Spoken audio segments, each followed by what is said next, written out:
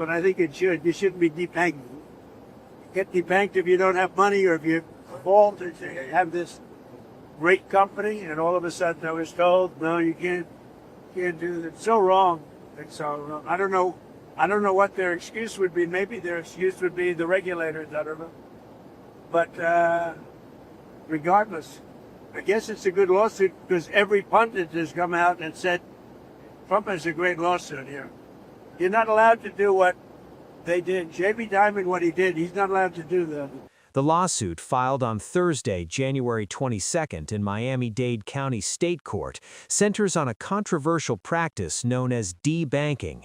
The president alleges that the bank has systematically denied services to him and his associated businesses, not because of financial risk, but due to political bias. Because of experience, I think I have a very strange equation with fame. I enjoy it sometimes, but I've always been this borderline reticent shy guy. Even today, I love taking the metro.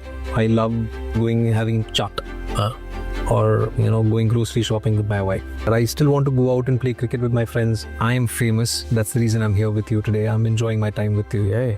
But I think I know the transient nature of this. Yeah, you should know. Always know. Always know. Can I ask you, you're so famous. How do you deal with this? I have a theory about it. As a satire to my life, I say, you put a lamppost on TV for 25 years at 9 o'clock every night, it will be a very famous lamppost. Life has given me the opportunity of being at 9 o'clock, and now that I own my own network, whether people like it or not, I will come at 9 o'clock till I decide to retire because I can't be sacked. But the question is...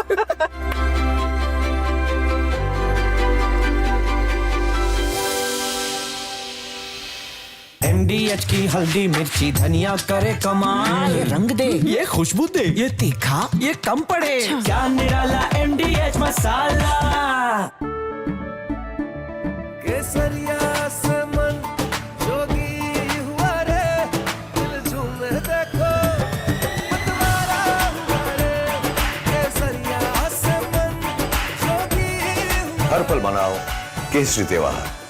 विमल, बोलो जुबान Kesari. Are pure सूजी pasta उबालो मिलाओ और खाओ 8 minute में तैयार। क्या taste है सबका राजा hardcore masala. In a major escalation between the White House and Wall Street, President Donald Trump has filed a massive lawsuit against one of the world's most powerful financial institutions. The president is suing J.P. Morgan Chase and its CEO, Jamie Dimon, seeking at least $5 billion in damages. Thank you, no, I haven't spoken. No, he debanked to me. So we'll see if that beats anything, but I think it should. You shouldn't be debanked. Get debanked if you don't have money or if you fall to have this great company, and all of a sudden I was told, no, you can't do that. It's so wrong. It's so wrong. I don't know what their excuse would be. Maybe their excuse would be the regulators. I don't know. But regardless, I guess it's a good lawsuit because every pundit has come out and said Trump has a great lawsuit here. You're not allowed to do what they did. Jamie Dimon, what he did, he's not allowed to do that. The lawsuit, filed on Thursday, January 22nd in Miami-Dade County State Court, centers on a controversial practice known as debanking. The president alleges that the bank has systematically denied services to him and his associated businesses, not because of financial risk, but due to political bias. This isn't just a dispute over a checking account. This is a high-stakes legal battle that accuses the largest bank in the United States of trade libel, bad faith, and violating state consumer protection laws. The core of the complaint is that J.P. Morgan Chase violated...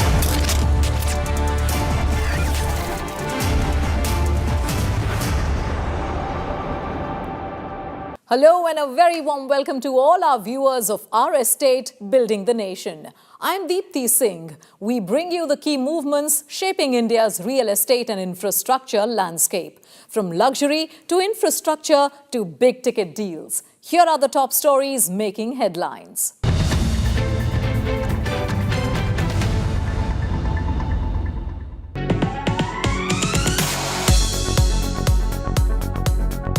Delhi NCR developer India plans to invest 3,500 crore in branded residences in Gurugram and Noida, partnering with global fashion brand Ali Saab.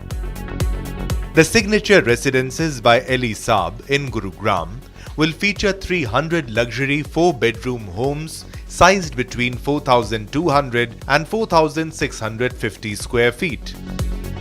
The Noida project features 200 branded residences in 3 BHK and 4 BHK layouts of 2,850 to 3,810 square feet and 480 apartments in 1 BHK and 2 BHK layouts.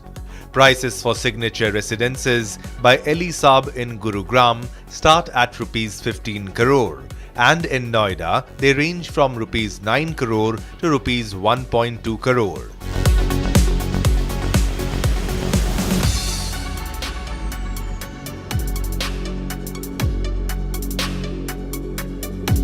An interministerial committee has approved India's first 15.8 kilometers twin-tube underwater tunnel under the Brahmaputra River in Assam.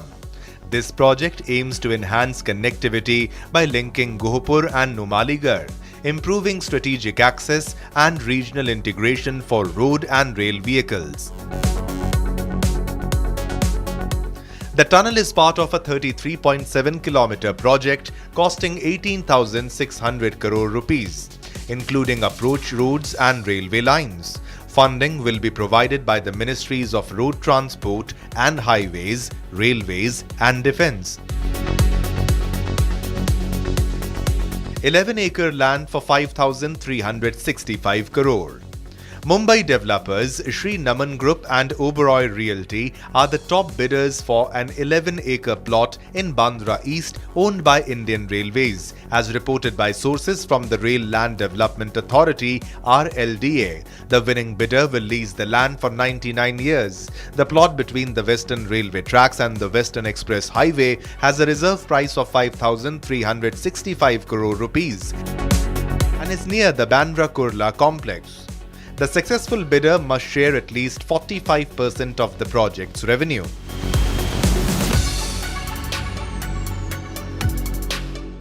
With the budget around the corner, expectations from the real estate sector are building. Mr. Ashwinder Singh, one of the leading voices on Indian real estate, joins us now with a big story.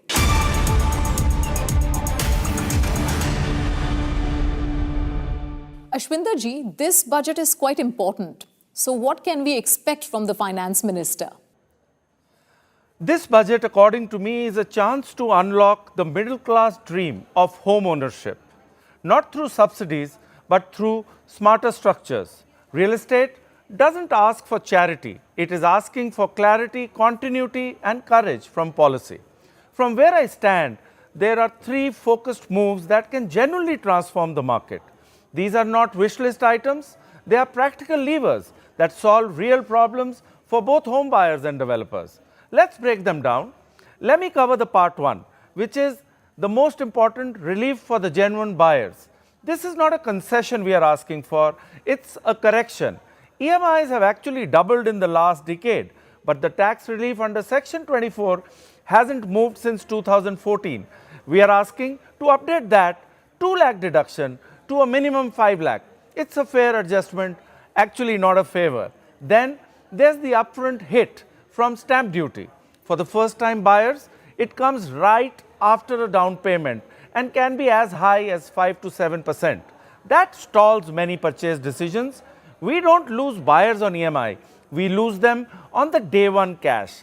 A rebated or a graded stamp duty structure can solve that.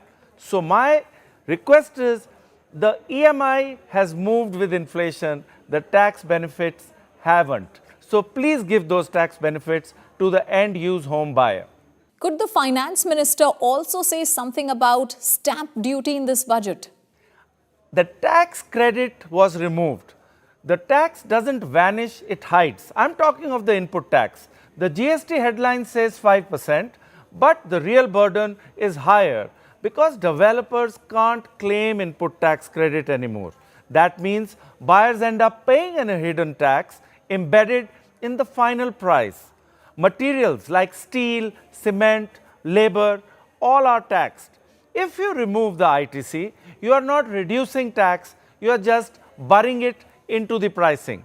What we are asking here is for one GST rate with full input tax credit, especially for under construction projects, to build momentum, to give a good price benefit. Removing ITC doesn't make homes cheaper. It just makes the tax invisible. The buyer still pays for it. My next question to you is, a large portion of the country's population lives in rented accommodation. So will this budget address this issue? Rental housing is the economic infrastructure, and time is the hidden cost in this sector. India's cities grow on the shoulder of renters, the nurses, the teachers, the drivers, students, and young professionals. Before they own, remember, they rent. It's time we recognize this by granting infrastructure status to rental housing for workforce, students, and families. And lastly, let me talk about approvals. Every month of delay adds cost without adding quality. It inflates prices for the buyer. A 90-day single window approval framework incentivized for states can transform execution speed. So these are the 2 points. Rental housing is not a fringe, it's foundational, and faster approvals cost nothing to the exchequer but save lakhs for the buyer and can build a lot of momentum. I would only end it by saying real estate is not just an industry, it's where policy becomes jobs, homes, and city productivity. Fix these 5 levers and the market will take care of the rest. Thank you, Ashwinder R. Singh ji. The expectations are clear. And now let's hear what the veterans of the real estate industry have to say about Budget 2026 on real estate.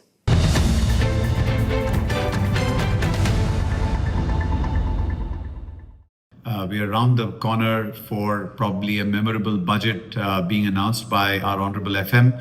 And the budget is the single most significant announcement made by the government every year to see that the growth of our nation towards a Viksit Bharat continues in its full pace. The definition of affordable housing should be restricted only to area and not to a price cap. Meaning that today the areas that are allowed in metros are 60 square meters, and in tier 2 towns or tier 1, tier 2 towns are at 90 and 120 square meters. We believe this should be the only definition. The current interest deduction that is offered in income tax is about 2 lakh rupees, which has been around for a very long time. It is on earnest request to Honorable FM to consider a no ceiling on interest paid, income tax deduction on interest paid for homes, because it's only with the growth of homes that the GDP of the country will be further assisted by the housing industry. And it is our Honorable Prime Minister's vision for homes for all. Every Indian should have the pride of owning a home. Ideally, we would request Honorable FM as B to actually allow us for input tax credits being reinstated with us, so that all payments made by the developers can be in line with the rest of the industries, and we can get the input tax credits for the same, allowing us to reduce the cost of our consumers when they are buying homes. In the context of Budget 2026, it is imperative to notice that in our research, it shows that 40% plus buyers in metros like Bombay and Bangalore are struggling to get a house when they have a budget less than 1 crore. So what is very important in this budget is that the government thinks about giving incentives in terms of taxes and other things to builders so that the affordable homes can be encouraged. There's a huge demand for affordable homes, but the supply is not up to the mark. Apart from this, a single window clearance system for builders to get all the approval will also benefit in terms of the quickly delivery of projects. For consumers, it is important that government relooks at the tax benefit that is being provided, especially in terms of the home loan, so that more encouragement to the real estate sector can happen. Today we are in a world where the global economy is uncertain, primarily on account of the geopolitical tensions. We would expect the government to have a three-pronged approach. One being to maintain a healthy and strong equity markets. This would not just result in giving confidence to investors, but also creation of long-term wealth, which could then be allocated to real estate as a end use or investment asset.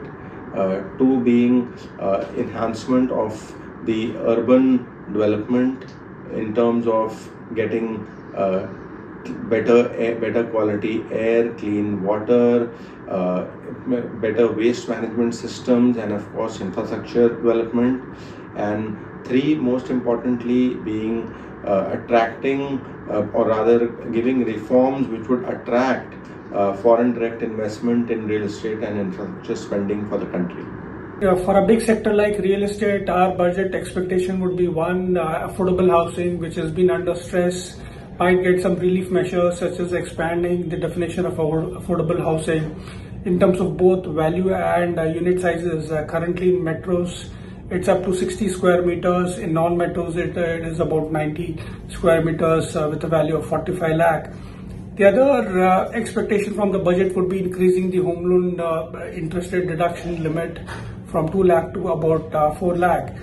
Then our overall sense is that probably some kind of a GST rationalization can be proposed from say 18% to 5%, which will increase the overall access for credit for developers. Currently, it's only ECB which is allowed for townships or industrial parks and SEZ. Then grant of infrastructure status could be another factor which we would be looking for in the budget. Easy payment plans sound attractive, but are they always safe? It's now time for Finance Ka Funda. We break down one popular home buying scheme, namely the subvention scheme, where buyers have to pay 10% on booking and the remaining at possession, and what buyers should really know before signing on. Here's Finance Ka Funda.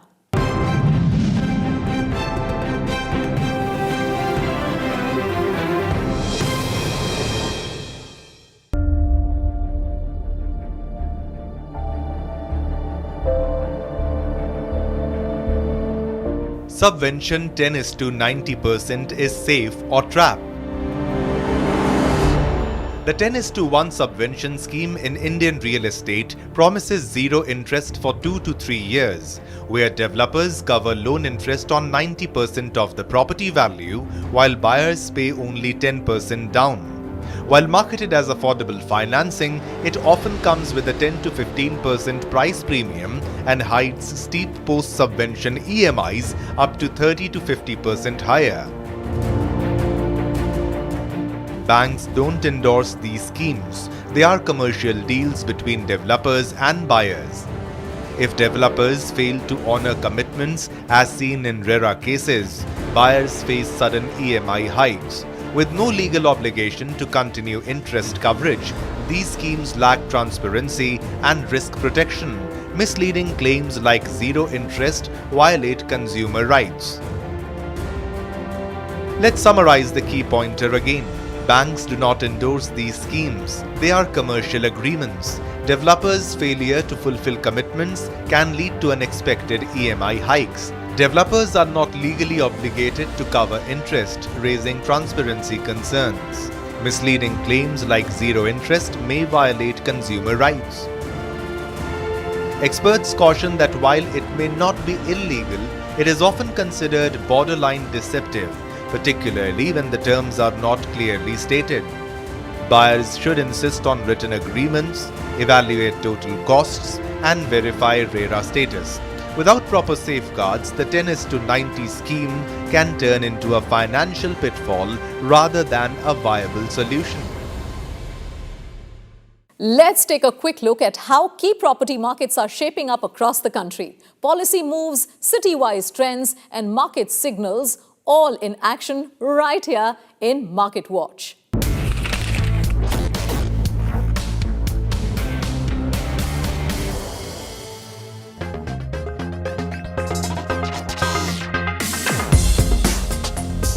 Uttar Pradesh Cabinet approved a flat fee of Rs 10,000 for registering ancestral property, partition deeds and reduced stamp duty on rent agreements by up to 90%. This decision seeks to minimize family disputes, restrict informal agreements and improve legal security. The minister also announced that reducing rental tenures and annual rent slabs by up to 90% will simplify and lower cost for rent registration, discouraging unregistered agreements.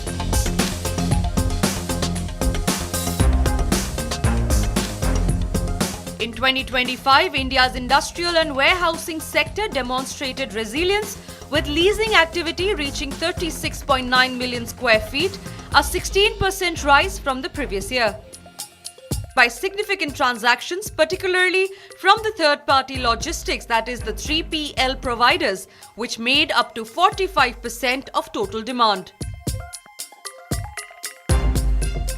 Delhi NCR and Chennai were the main contributors, together accounting for 46% of the annual leasing activity.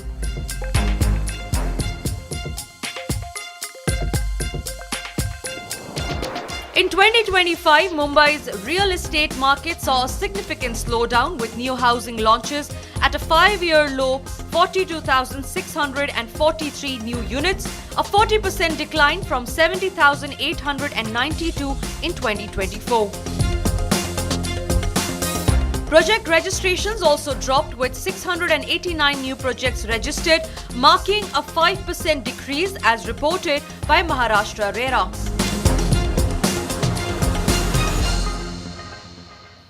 Technology is changing how homes are built.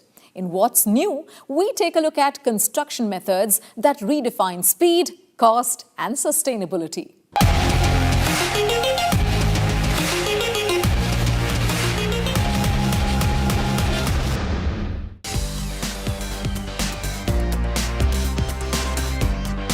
3D construction printing is fundamentally transforming how buildings are designed, manufactured, and constructed worldwide.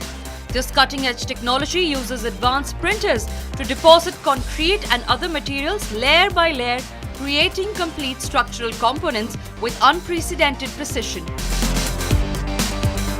Leading construction companies are rapidly adopting 3D printing for residential, commercial, and industrial projects. The benefits are substantial. Construction timelines are reduced by up to 70%. Material waste decreases significantly, and labor costs drop considerably. The technology also enhances worker safety by minimizing dangerous on-site tasks. Successful projects span globally, from 3D printed homes in Europe to office buildings in the Middle East and sustainable housing in Asia. Industry analysts project the 3D construction market will exceed $40 billion by 2030. Challenges persist, including establishing standardized building codes, managing equipment cost, and retraining construction workforces. Despite these hurdles, 3D construction represents a sustainable, efficient future for the building industry. And now, it's time for Real Talk. Mr. Ashwinder R. Singh is in conversation with Mr. Vimal Nadar, National Director in Research of Colliers, decoding the road ahead for real estate in 2026.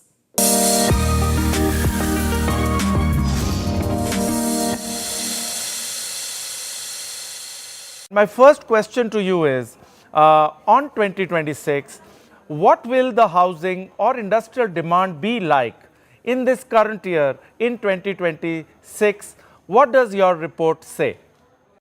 Right, thank you. In terms of housing, what we expect in 2026, I think we expect this momentum to continue.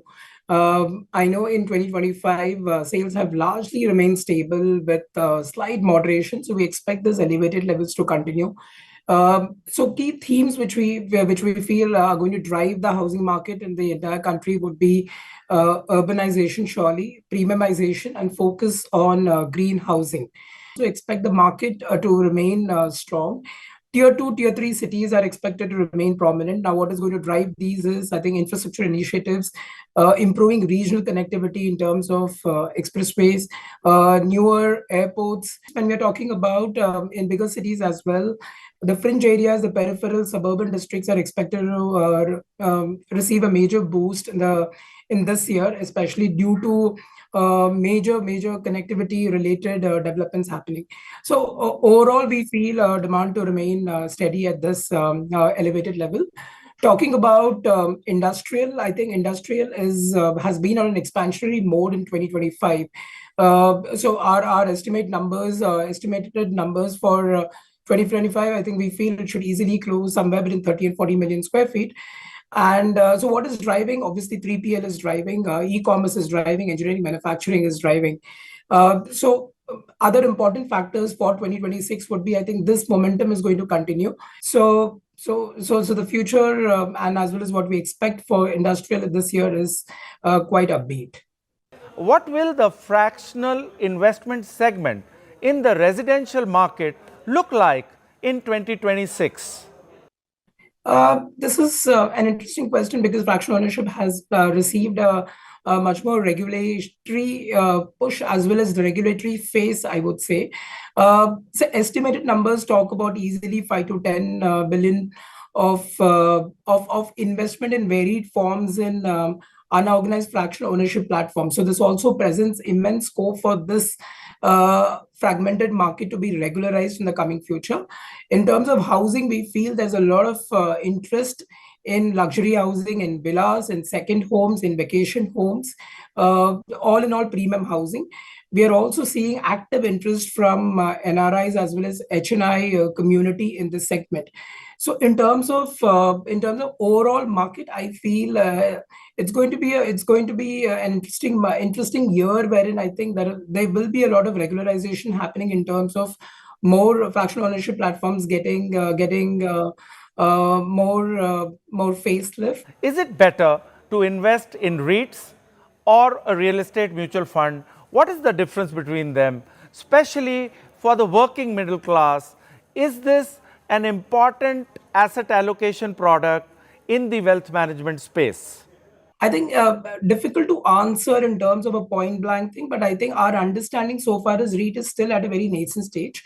We have about 5 REITs, and I think an annualized return, if we talk about, which includes dividend distribution yield plus appreciation one, somewhere ranges between 10 to 15% or so, and could be on the higher side in select cases. In terms of mutual funds, it is again, so mutual funds varies in terms of what type of mutual fund it is, whether it is equity, whether it is debt oriented, but I think an average could be similar, somewhere around, it can be lower at 10-11%. I'm talking about a very average annually return over the last few years. And it can be as high as 15 to 20% also.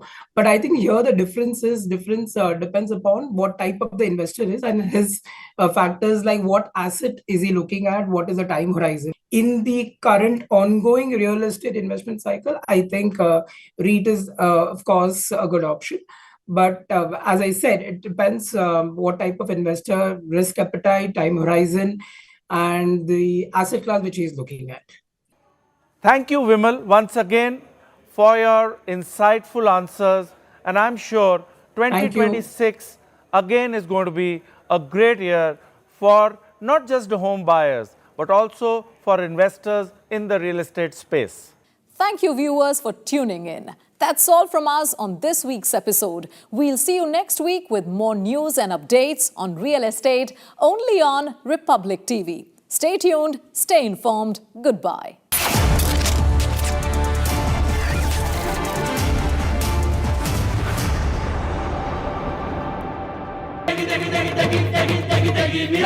MDH की देगी मिर्च, देगी मिर्च का तड़का, अंग अंग फड़का। MDH की देगी मिर्च।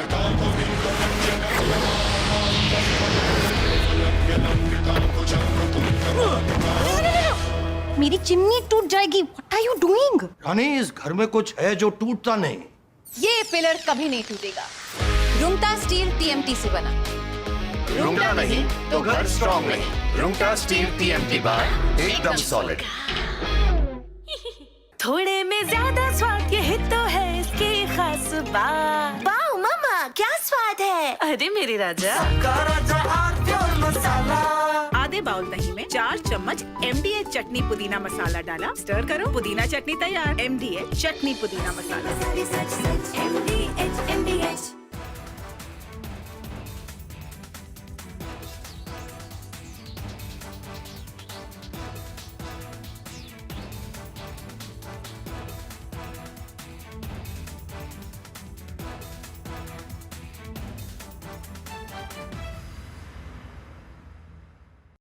In a major escalation between the White House and Wall Street, President Donald Trump has filed a massive lawsuit against one of the world's most powerful financial institutions.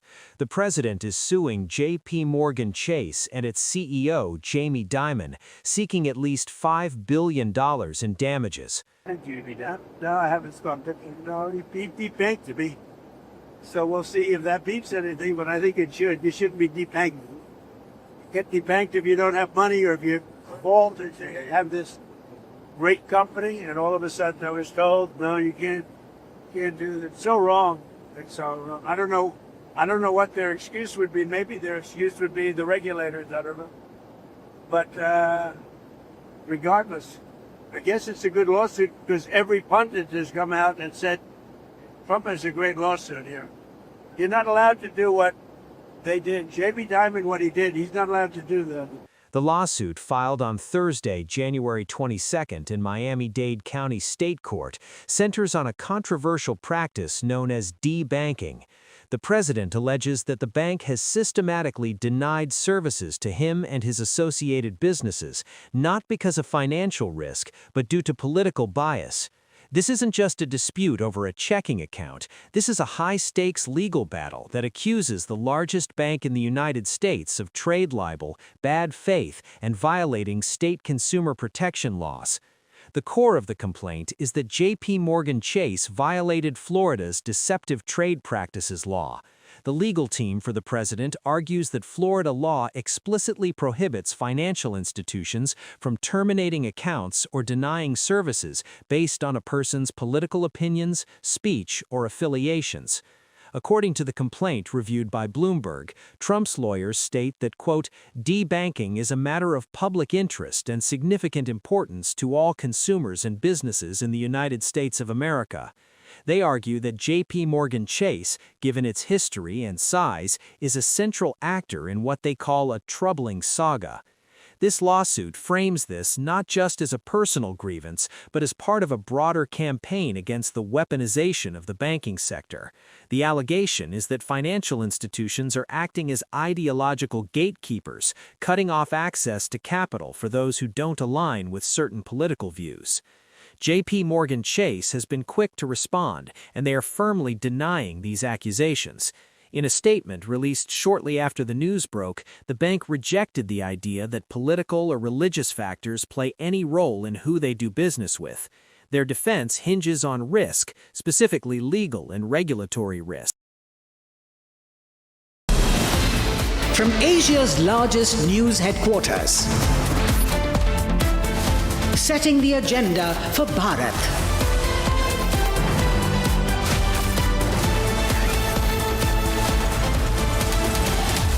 You're watching Republic.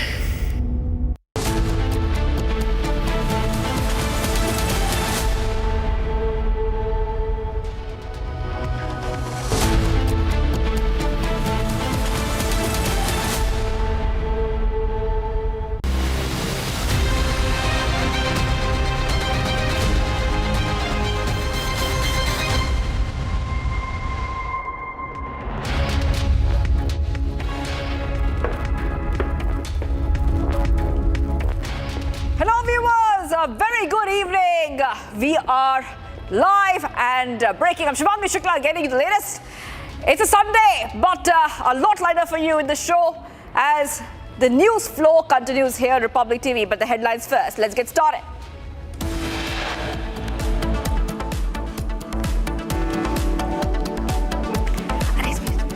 Tejasvi Yadav announces RJD working President Lalu's daughter calls Tejasvi's election elevation a conspiracy. Pakistan comes out openly to back Bangladesh. PCB chief Mohsin Naqvi threatens to boycott T20 World Cup.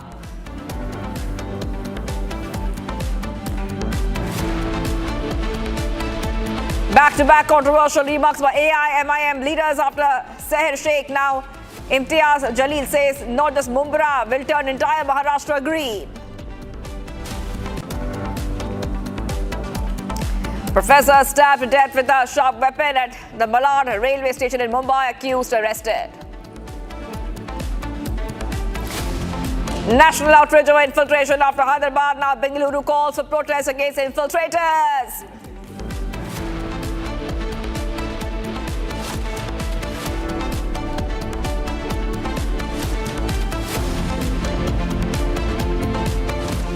The big story coming in this weekend is the leader of the opposition, Tejasvi Yadav, has been appointed as a working national president of the Rashtriya Janata Dal. And the announcement was made at a National Executive Committee meeting. And meanwhile, his sister has flagged conspiracy viewers and has reiterated that the party's control had slipped into the hands of infiltrators. So, huge update coming in on Republic TV. This is a fresh update as to exactly what is happening, the political updates that we're getting for you here, Republic TV. Tejasvi Yadav appointed as the RJD working president.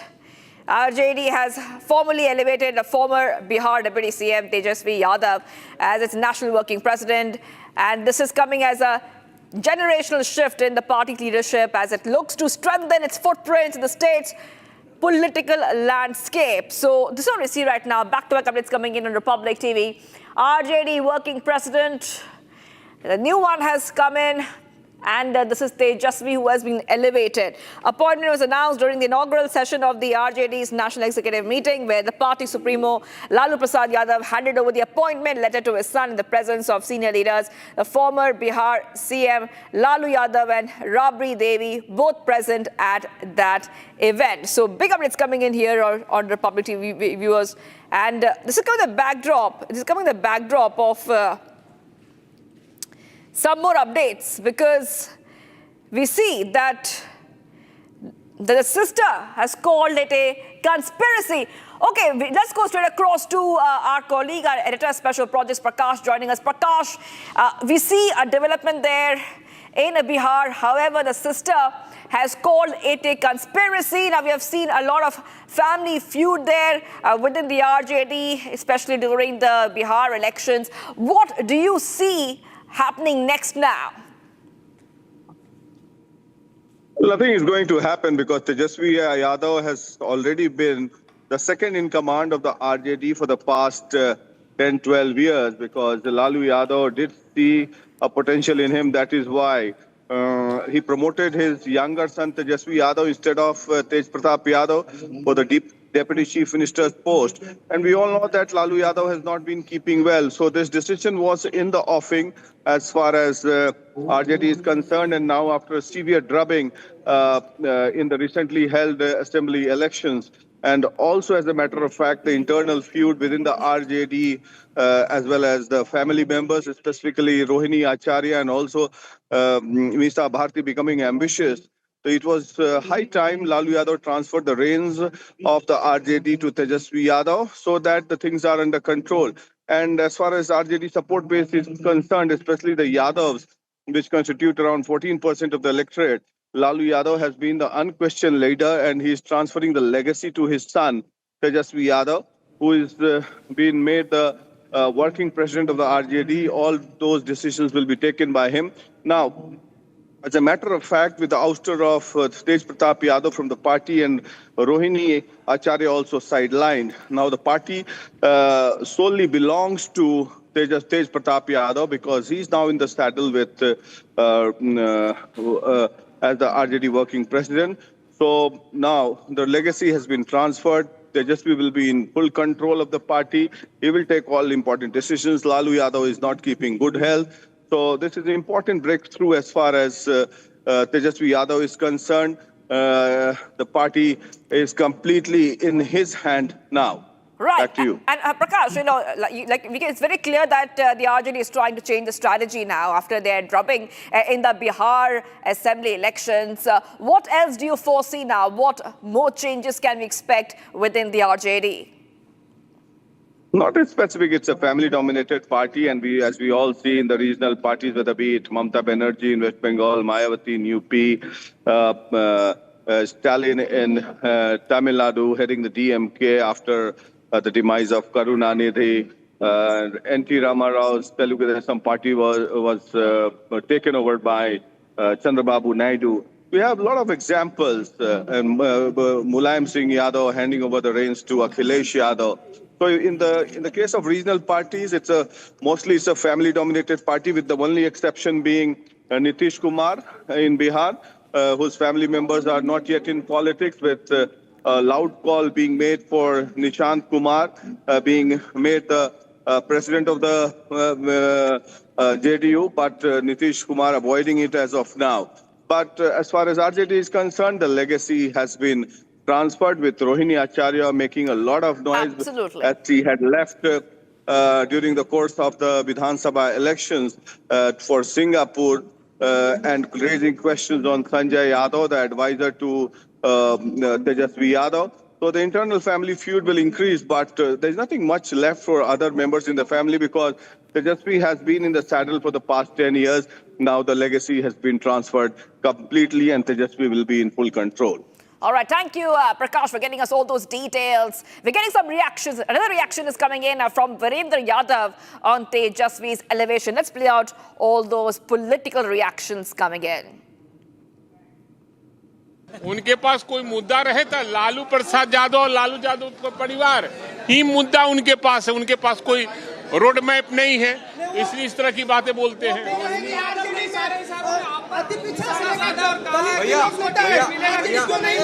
हम पर कोई निशाना नहीं साधा है, भाई वीरेंद्र पर कोई निशाना नहीं साधेगा। आप समझने में देर कर देते हैं, इसलिए ऐसी बात कर रहे हैं। आदरणीय राष्ट्रीय अध्यक्ष लालू प्रसाद जी के आदेश पर संवैधानिक प्रस्ताव लाया गया। उस संवैधानिक प्रस्ताव में संविधान में उनको जो प्रदत्त शक्ति है, उसके तहत श्री तेजस्वी प्रसाद यादव जी को कार्यकारी अध्यक्ष बनाया गया है। इससे निश्चित तौर से पूरे देश में देश के युवाओं का रुझान दल के प्रति बढ़ेगा और दल में नई ऊर्जा आएगी और ये युवा हैं, सभी जगह घूम करके संगठन को मजबूत करने का काम करेंगे और निश्चित तौर से दल आगे बढ़ेगा। परिवार में एक नाराजगी नजर आई सर, क्या कहा? राष्ट्रीय अध्यक्ष जी का ही आदेश था, उन्हीं के आदेश से हुआ। परिवार में किसी भी तरह का कोई नाराजगी नहीं। परिवार में रोहिणी आचार्य का जो ट्वीट आया सर, सभी लोग सर्वसम्मत हैं। कार्यकारी अध्यक्ष लालू जी के सहमति नहीं, आशीर्वाद से और पूरी राष्ट्रीय कार्य समिति ने सर्वसम्मति से एक ऊर्जावान नौजवान तेजस्वी प्रसाद यादव को अपना कार्यकारी अध्यक्ष चुना है। अब पार्टी के दायित्व के निर्वहन की कमान तेजस्वी जी के हाथ में है। राष्ट्रीय अध्यक्ष हमारे लालू जी बने रहेंगे, काम ये देखेंगे और पार्टी में गति लाएंगे, जनाधार फैलाएंगे, नए कार्यकर्ताओं की भर्ती करेंगे और जो संवैधानिक संस्थाओं पर हमले हो रहे हैं उसके खिलाफ संघर्ष को तेज करेंगे। राष्ट्रीय कार्यकारिणी की बैठक में सभी लोगों ने तेजस्वी यादव जी को एक नई जिम्मेदारी दी है। राष्ट्रीय कार्यकारी अध्यक्ष के रूप में पूरी छूट दी गई है पार्टी को सशक्त और मजबूत करने के लिए, अनुशासन के दायरे में पार्टी को आगे बढ़ाने के लिए। देश भर में पार्टी का विस्तार होगा, राष्ट्रीय पहचान मिलेगी, राष्ट्रीय पार्टी बनेगी और जो वर्तमान राजनीतिक विषय था उस पर चर्चा हुई। जो भूमिकाएं रही है संवैधानिक संस्थाओं को चुनाव में, उसको लेकर के भी चर्चा हुई। सब विषय पर हुआ। हम लोग आगे बढ़ेंगे इसको लेकर के। इस होली के बाद पूरा संगठन को मजबूत करने के लिए आगे बढ़ा जाएगा। परिवार में नाराजगी, परिवार में कठपुतली कहा है तेजस्वी जी को। देखिए, पारिवारिक विषयों पर हम चर्चा नहीं करते। ये चर्चा हो रही थी राष्ट्रीय कार्यकारिणी की, व्यक्तिगत भाव किस रूप में है वो उनका विषय है, उस पर हमारी कोई टिप्पणी नहीं। Viewers, let's move ahead right now to some of the other stories we're tracking. Next is Bharat in 1 minute. Let's get started. We're getting some updates coming in. The Delhi police conducted a major search operation against criminals ahead of Republic Day. And within 24 hours, 147 teams raided 325 locations under Operation Kavach 12.0 as a result of 586 people were arrested and large quantity of weapons, drugs, cash and other items were recovered. Complaint has been filed by the Gurudwara Committee with the Amritsar Commissioner of Police, alleging that a Muslim man rinsed his mouth using the holy water at the Har Mandir Sahib. Now, the legal advisor of the Gurudwara Committee stated that based on internal investigation, the young man had entered the premises with the intention of committing sacrilege. He further added that the CCTV footage does not show the individual offering prayers at any point. And the Forest Department has successfully rescued an elephant that was trapped in a pit. According to the sources from the Forest Department, the animal sustained injuries and is currently undergoing treatment at the Pollachi Government Hospital.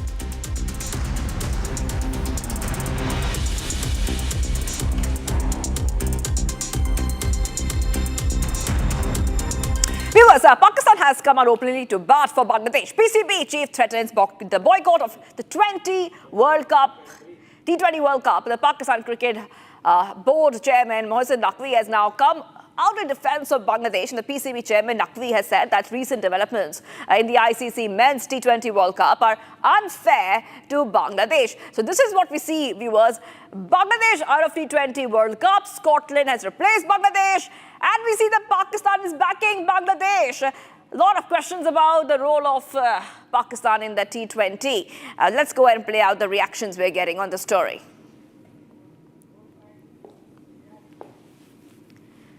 ICC से ज़्यादा government of Pakistan के ताबे हैं, तो हमें वही करना है जो गवर्नमेंट ऑफ पाकिस्तान कहेगी। अच्छा सर, आपकी बड़ी तारीफ भी हो रही है इंडिया में कि आपने बड़ा स्टैंड लिया है, तो ये जो अभी रिसेंटली पूरा सिनेरियो चला था आईसीसी का, हम बांग्लादेश क्रिकेट के साथ कितना एक वोटिंग और इस मामला में कितना एक कंधा जोड़कर, मेरा ख्याल है बांग्लादेश के साथ ज्यादती हुई है, और मैंने आईसीसी की बोर्ड की मीटिंग में भी यही कहा था, आप डबल स्टैंडर्ड्स नहीं कर सकते हैं कि एक मुल्क के लिए आप कहें कि जी जो मर्ज़ी जब मर्ज़ी फ़ैसला कर ले और दूसरे मुल्क के लिए टोटली ऑपोजिट फ़ैसला करें। और इसीलिए हमने ये स्टैंड लिया है कि बांग्लादेश के साथ ज़्यादती हो रही है। बांग्लादेश को हर सूरत में वर्ल्ड कप को में उनको खिलाना चाहिए, वो एक बड़ा स्टेक होल्डर है और उनके साथ ये ज़्यादती नहीं होनी चाहिए। सर, स्कॉटलैंड को कहा जा रहा है कि स्कॉटलैंड को ऑफिशियली तौर पे शामिल कर लिया गया है। आपने हम पीसीबी ने जो पहले मौका इख्तियार किया था कि हम भी बायकॉट की तरफ जाएंगे, तो इस वक्त पीसीबी का क्या मौका? देखें, अगर गवर्नमेंट ऑफ पाकिस्तान कहती है कि नहीं खेलना तो वो 22वीं टीम ले आएँ, फिर जो भी आएगी, बट ये फैसला गवर्नमेंट ऑफ पाकिस्तान ने करना है। Fresh escalation has come out in the US-Canada trade relations. The President Trump has threatened 100% tariffs on Canadian goods, warning that closer Canada-China trade ties could endanger North American economic security. Canada's trade minister has now emphatically denied that Canada is trying to go for a free trade agreement with China, calling Trump's assertions a miscalculated move. Take a look. US President Donald Trump issued a sharp warning to Canada, threatening to impose 100% tariffs on Canadian imports if Ottawa moves forward with any substantial trade deal involving China. The threat came in a social media post where Trump claimed China would exploit Canada's economy, undermining US interests. He even used a nickname for Canadian Prime Minister Mark Carney, calling him Governor Carney. Trump's comments came after Ottawa and Beijing agreed to resolve several tariff issues. However, Canada's minister responsible for Canada-US trade, Dominic LeBlanc, responded directly, saying Canada is not pursuing a free trade agreement with China. He stated what was achieved with Beijing was a resolution on several tariff issues, not a comprehensive trade pact. Canada's government also says its trade strategy centers on diversification, strengthening economic partnerships globally while maintaining close ties with the United States, its largest trading partner by far. This diplomatic row comes amid widening tensions following Canadian Prime Minister Mark Carney's recent speech at the World Economic Forum in Davos, where he critiqued coercive economic practices by major powers. The remarks drew rebuke from President Donald Trump and contributed to the current discord between Ottawa and Washington. For now, Canada insists no free trade deal with China, only targeted tariff resolutions and an ongoing commitment to its alliance with the United States, even as disagreements over trade strategy and global geopolitics simmer.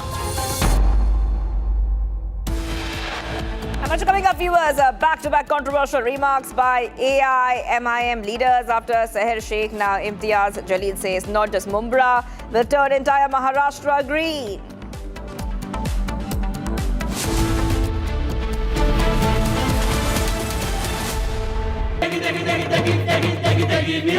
MDH की देगी मीरज, देगी मिर्च का तड़का, अंग अंग फड़का। MDH की देगी मीरज। केसरिया से मन जोगी हुआ रे, दिल झूमे देखो मतवारा हुआ रे। केसरिया से मन जोगी हुआ। हर पल मनाओ केसरी त्योहार। विमल, बोलो जुबान केसरी। आर प्योर सूजी पास्ता उबालो मिलाओ और खाओ, 8 मिनट में तैयार। क्या टेस्ट है सबका राजा आर प्योर मसाला। इसको घर पे लगाओगे तो शादी का तो पता नहीं, पर घर पक्का नहीं टूटेगा। रुंगटा नहीं तो घर स्ट्रॉन्ग नहीं। रुंगटा स्टील TMT बार एकदम सॉलिड। पहाड़ों में एक हाइकिंग शिप भी बन सकती है। MDH की हल्दी मिर्ची धनिया करे कमाल, ये रंग दे ये खुशबू दे ये तीखा ये कम पड़े, क्या निराला MDH मसाला। आर प्योर सूजी पास्ता उबालो मिलाओ और खाओ, 8 मिनट में तैयार। क्या टेस्ट है सबका राजा आर प्योर मसाला।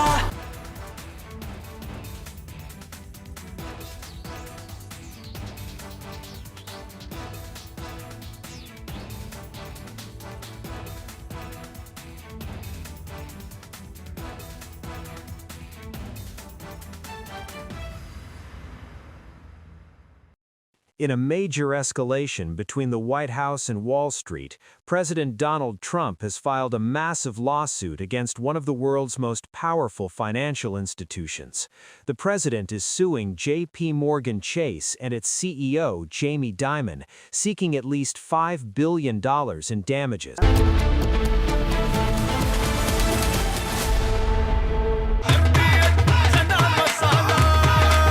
अब छोलिया हो या लोबिया, सफेद चने या काले चने, सब कुछ मजेदार बने। केसरिया से मन जोगी हुआ रे, दिल झूमे देखो मतवारा हुआ रे। केसरिया से मन जोगी हुआ। हर पल मनाओ केसरी त्योहार। विमल, बोलो जुबान Kesari.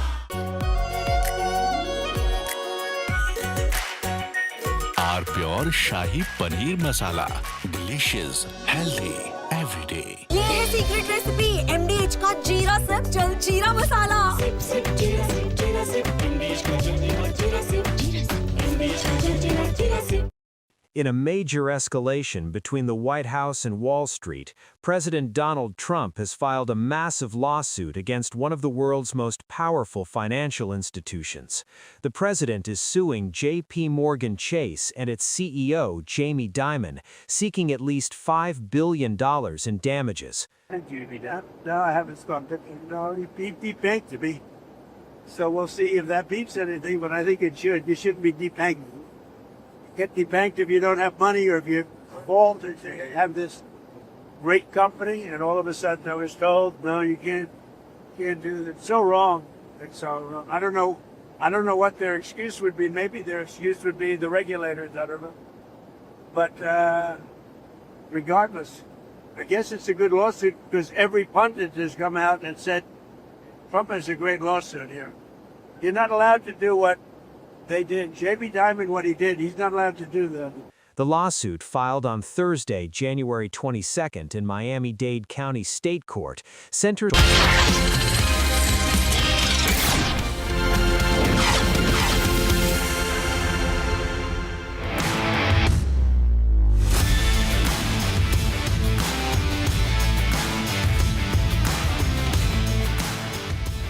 I welcome Dr. Debarak Banerjee, Chief AI and Data Officer, L&T Finance, for a presentation to India's credit on artificial intelligence in lending.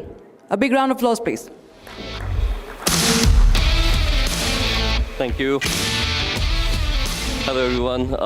Yeah, sorry for the little, tech snap view, but okay. So we are on. I lead the data and AI function at L&T Credit, which is one of India's large, top tier NBFCs.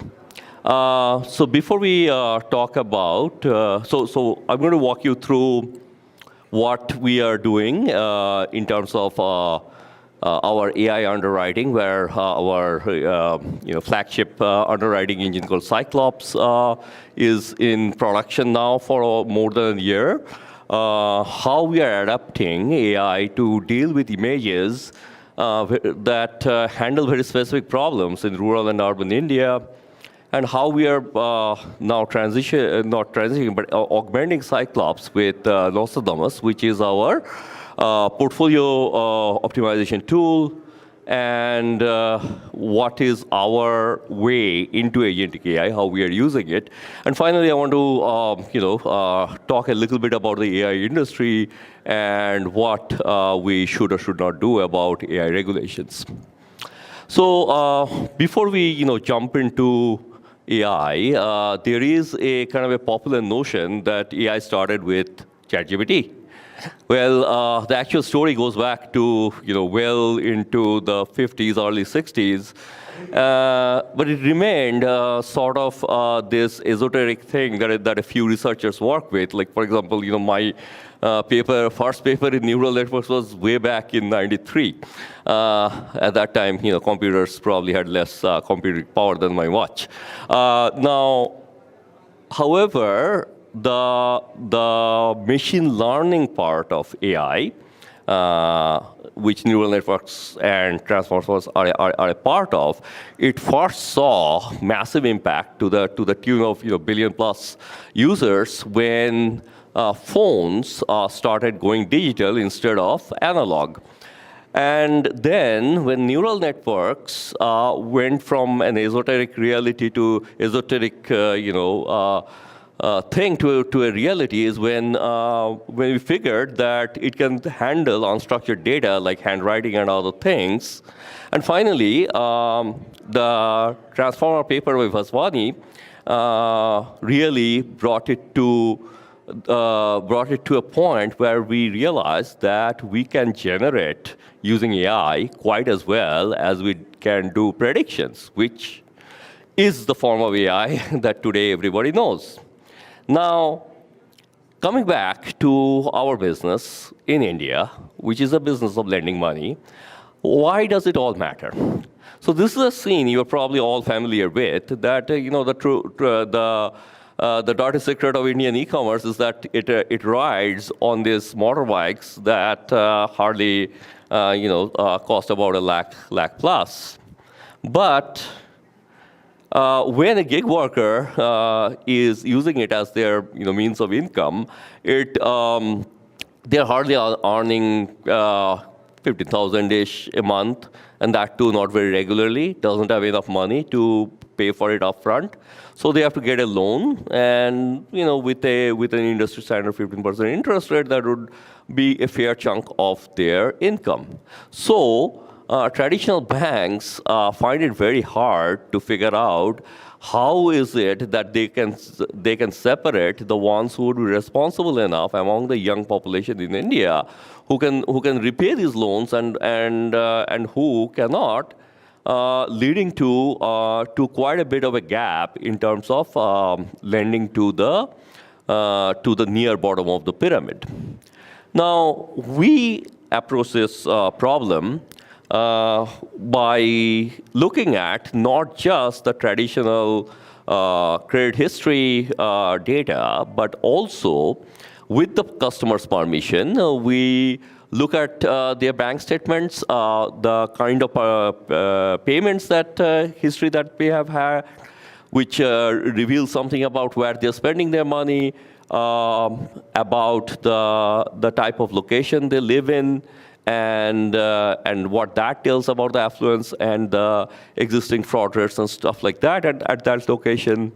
And with that, we create a model based on the past credit performance of our portfolio, and predict the probability that a particular customer is going to default or not default on their loan.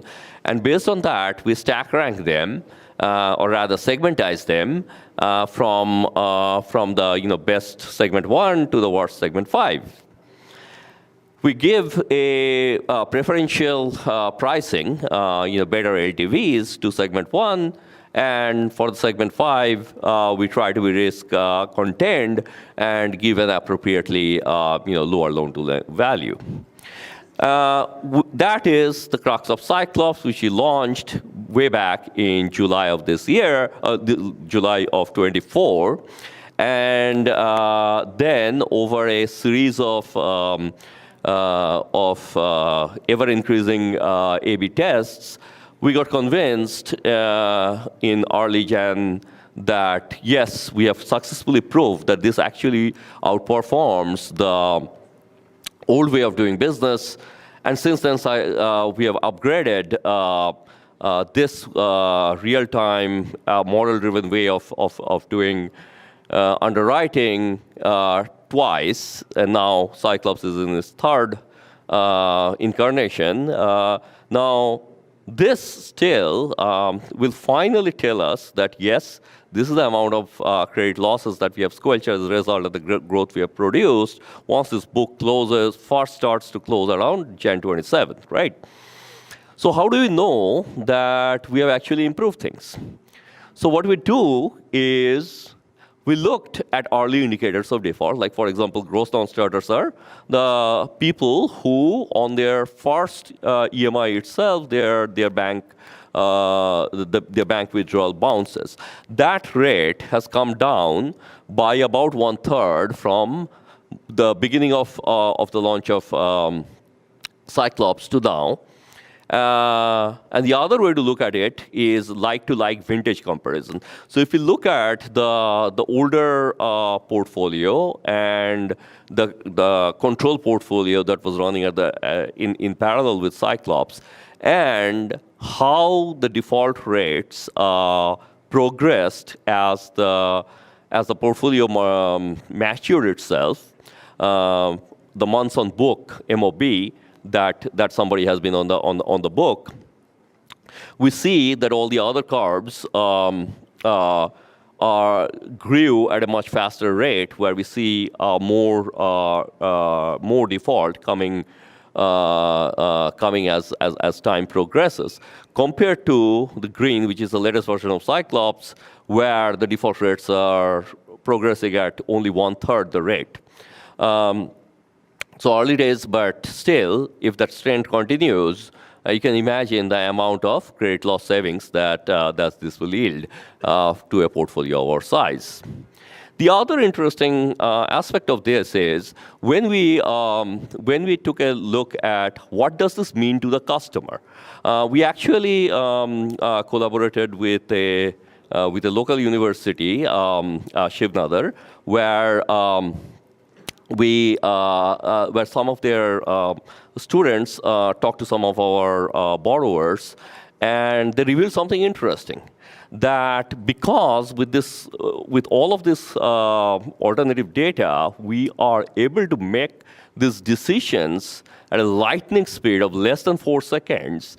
The model is able to give a loan to those deserving customers who were otherwise not getting it.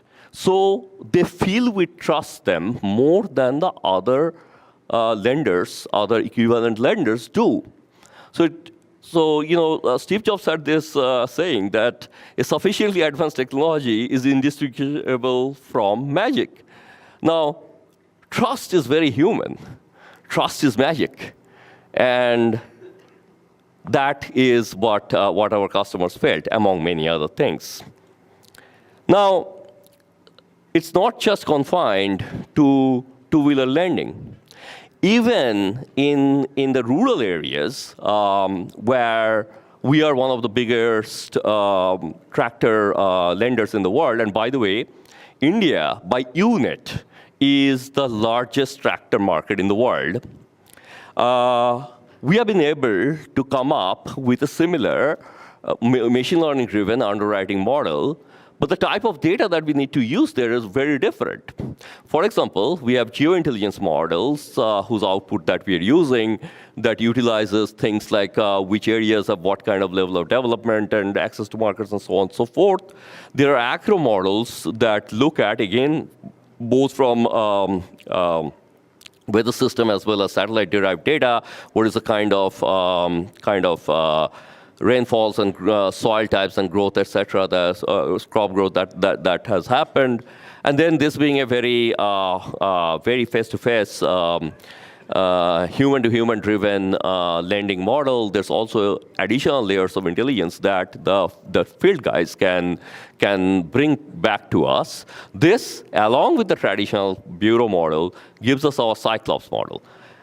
And that's how we adopted Cyclops for the rural part of India. Now, not all data comes in the form of numbers in a spreadsheet. Sometimes data takes the form of of an image. So take an example, again, in the tractor world, where let us say you want to give a top-up loan on a tractor, or a tractor needs to go into auction. You need to come up with a valuation for it. Now, there's a big difference between a tractor in a good condition, great tires, and so on and so forth, versus one that is not. And how would you know that difference? So when the field agents go to evaluate the tractor, they take pictures, and then we have LLM-driven models that multimodally evaluate this and come up with a score.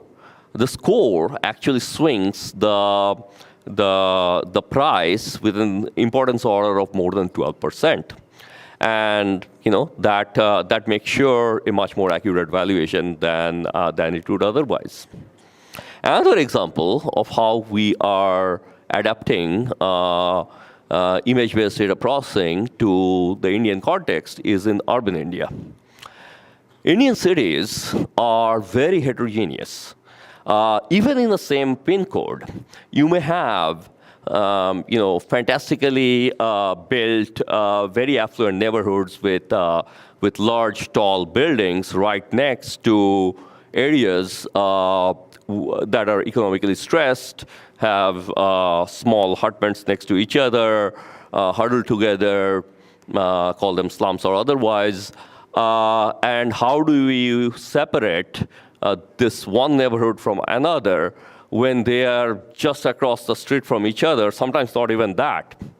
So we came up with an algorithm that originates from the Google Earth data, which Google pre-processed into open buildings data. And then on top of that, we created a set of algorithms where within a 100-meter by 100-meter grid, we can rate an area about whether they are a well-developed neighborhood or they have these dense population clusters. And it turns out that they also correlate very highly with the type of delinquency rates that we see in our two-wheeler and our personal loan portfolio. Now, one common theme I think that comes across from all this is ultimately we are taking data of all kinds, of many kinds, right? And then we are putting a prediction engine on top of that utilizes this data to come up with a granular prediction of the default probability and so on and so forth of each user. And then based on that, we make decisioning, all of that in real time, on what kind of loan to give a particular applicant. So that's the basic philosophy of Cyclops. The same thing we're using for two-wheelers with a certain kind of data, with farm with a very different type of data, some overlapping, some not. Also brought the same concept to our small and medium business loans, where we get a similar outcome, and then our personal loans where Cyclops recently launched. Now, in this whole thing about which data to use for which kind of decisioning, there is a question. What is the return that I ultimately get from using this data versus that data? Now, instead of leaving that question again to a kind of qualitative assessment, we came up with a way of actually computing what we call RODI, return on data investment. Simply put, the amount of credit losses that I'm saving and the amount of extra income opportunities that I'm generating by taking the no versus yes decisions, that is my return, right? And the cost of the data, the processing of it, and so on and so forth is my investment. So that ratio is what it is. And then we have came up with methodologies on how those can be quantitatively analyzed. Now, I'm actually fairly new to finance, more like an AI guy, right? But one thing I learned very quickly is that in the world of lending, you know a customer only to a certain extent before you actually give him the loan. Right after you give him the loan, his true color emerges.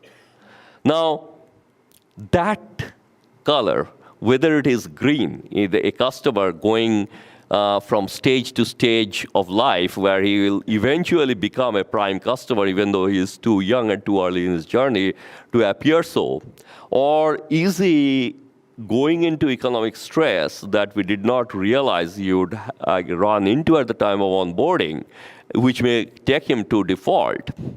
How do we monitor that, and how do we act on that? So that was the motivation for our portfolio monitoring tool called Nostradamus, which is powered again by data and AI. Let's take a listen on how that works.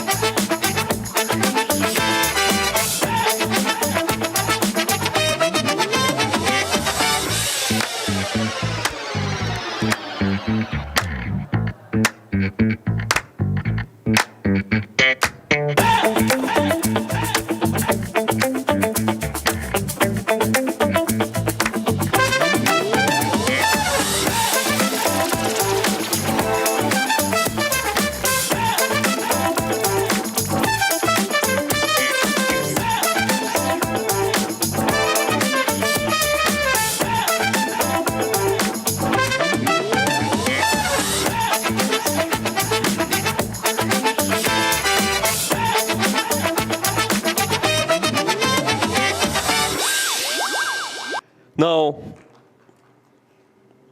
we have Cyclops and we have Nostradamus. How do they work together? So, quite simply, Cyclops is the pre-onboarding decisioning tool based on data. That hopefully leads to disbursement of a loan. Many of those together makes for a portfolio. Now, that portfolio then, we utilize these new sources of data on a continuous basis, whether that is financial data, whether that's macroeconomic data, whether those are app-based digital data, in order to model the users, every user, the millions and millions that we have on board, and then model what kind of early warning signals we may be getting from them, which we which can be used either by our credit and business teams in order to drill down to any particular areas, in particular cohorts, and take decisions, or increasingly, we are using a chat GPT-like system that we created ourselves called Orion, that with which they can actually get the answers even without having to dig through tons and tons of data themselves and get actionable decisions. So these decisions can either power relevant collection actions, like which customers to allocate to which kind of collection channels, or complete the loop by taking actions on the Cyclops models themselves and keep them afresh and keep them updated by continuously upgrading them. So that's how Cyclops and Nostradamus comes together for the type of portfolios that are mature, are ready enough so that decisions can essentially be automated. But that is not so for all kinds of loans. Like, for example, every small business has its own unique characteristic. Every home loan has a ton of paperwork that somebody has to go through. And sometimes these applications take days and days and days before the applicant even knows whether they got a loan or not, which affects the quality of lending, which affects the quality of everything else. Now, can we actually accelerate that? And can we enable the humans who make these decisions to make quicker decisions with AI? Turns out we can. And that was the motivation behind Helios, what we call our underwriting co-pilot. So in an underwriting co-pilot, what we do is we take a number of sources of data, whether it's the bureau report, whether it is which looks like this, right? Pages and pages and pages and pages. Believe it or not, today, underwriters have to go through all this. And now, with AI, we quickly generate not only the basis of the numbers they have to plug in, but also questions that they need to go back and ask the applicant.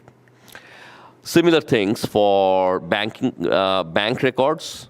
Instead of pages and pages looking at it, we get insights based on that.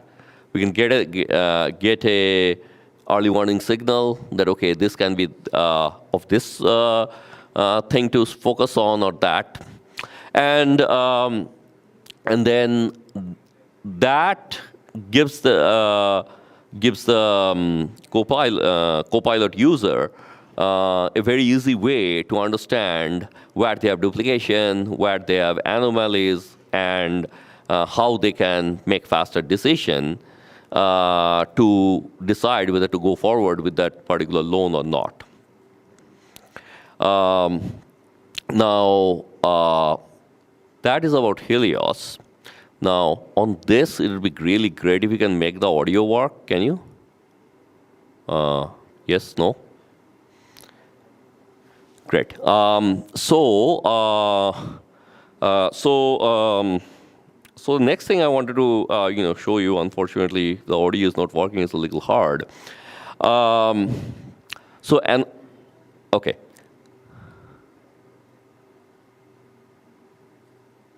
Namaste. Okay. So this is the voice of an AI agent. This is not human. When somebody does not pay their EMI on time, we have to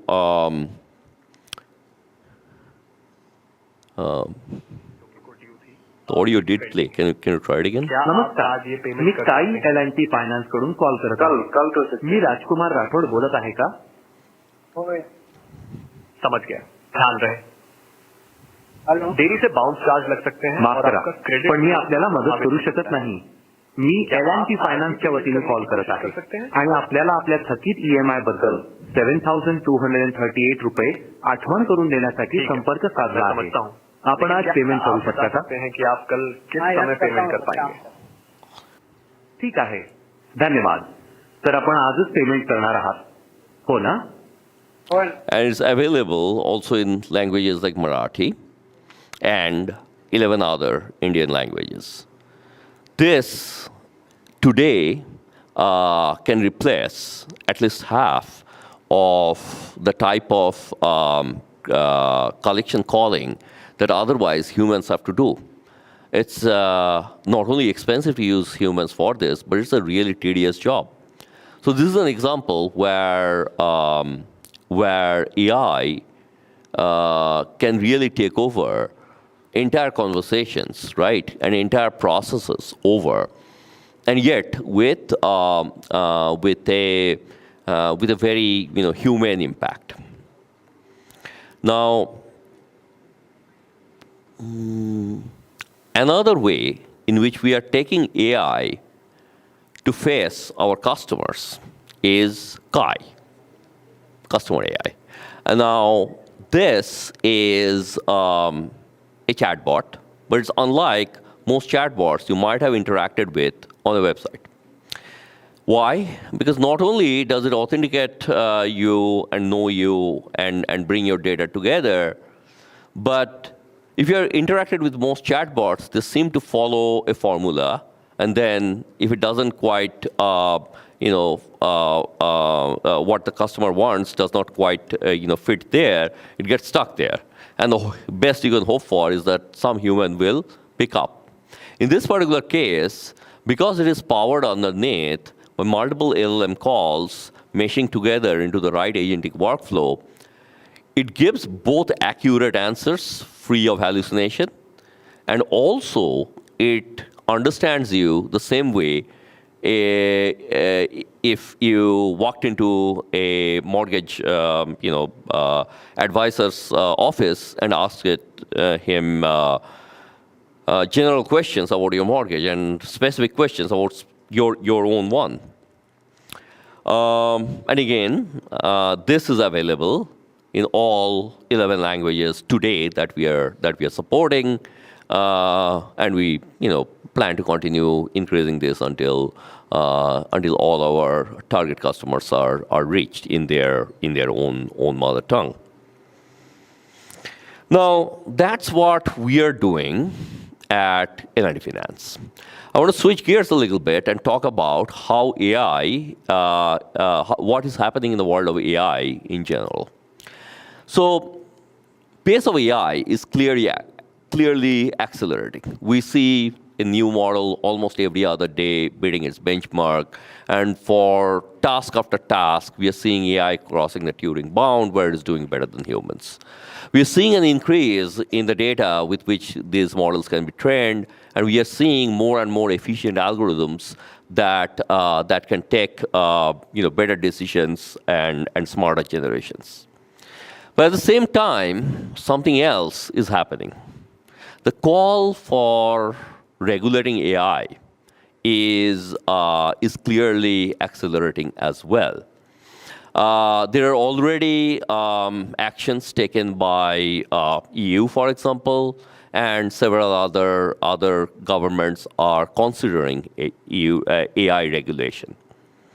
Now, why is it that such a nascent, such a accelerating technology is producing such a regulatory reaction? Some of these are related to certain myths. So first is that AI is very expensive, and whoever spends the most on GPUs is going to win. And yes, there was a time when that was the case. From going from zero to the first to the GPT 3.5 model, it took about $6 billion for OpenAI to reach there.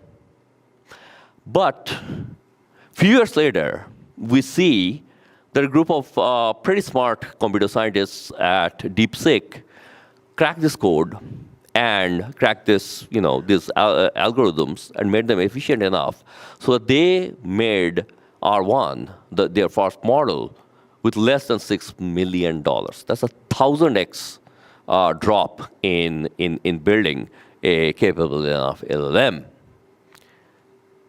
Another myth we keep hearing about is that AI will cost jobs.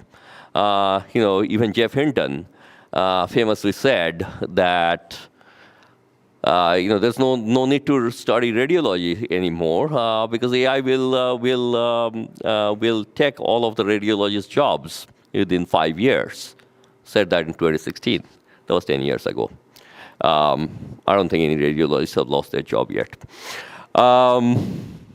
Another is that if we let AI take decisions, then what if it takes the wrong decisions? Or what if that leads to some really bad outcomes at scale? And that was a very relevant fear until about 12, 13 years ago, because for most tasks, humans were outperforming AI. But task after task after task, we are seeing AI do better and more accurately compared to humans. Something to realize here is that the alternative to AI is not some, super efficient, super accurate outcome, but an outcome by a human, that red bar, which will not move with technology. Then, last year, came out this MIT paper that, AI is all great, but 95% of AI initiatives and enterprises actually don't see the light of the day. Well, at a very factual level, that was true last year. But if you then dig further into the data, why is it that enterprises like us are able to get business value after value from AI initiative after initiative? It's because if you try to take a workflow that was originally meant for humans and then try to force fit AI and say, okay, I'm just going to take this human out and put an AI engine in and everything else will work, it will not. And there are, great quotes from Elon Musk on this. Well, the way to make it work so that it gives you the right outcomes is by reimagining the workflow first, by thinking that, okay, these are the things I'm going to automate with AI. And then you need to bring the whole village, you need to bring the whole enterprise, all the other functions, not just the data science function, to adapt and change to that workflow, and then you see the kind of successes that we have seen. Now, just to bring it to something historical but real and very relevant to India. Not too long ago, just a few decades ago, Kolkata was a great center of intellectual productivity, right? So many Nobel laureates, so many good science graduates, and so on and so forth. Compared to that, Bangalore at the time was a small industrial city.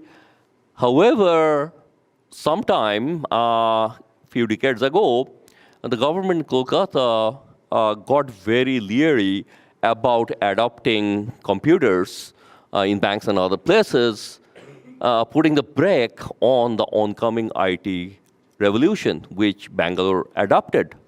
And look at the outcome today. Bangalore is clearly, outshining as the Silicon Valley of India, and Kolkata has fallen behind.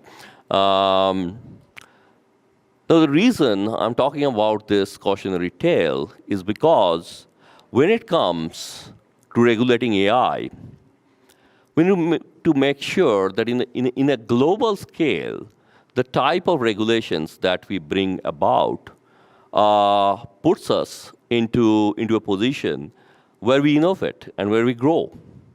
Now, here I want to end this with a hopeful, with an optimistic note. So very recently, there was an advisory committee of RBI called the Free AI that came up with an outline of how AI may be regulated in the financial context. And I'm very happy to see that they actually came up with recommendations that strongly favors innovation while keeping the right responsibility, the right level of risk-calibrated regulations. That is definitely hopeful. That is definitely optimistic. And I hope that as India progresses on its AI journey, we continue to produce a country that favors innovation and rides on top of it. Thank you.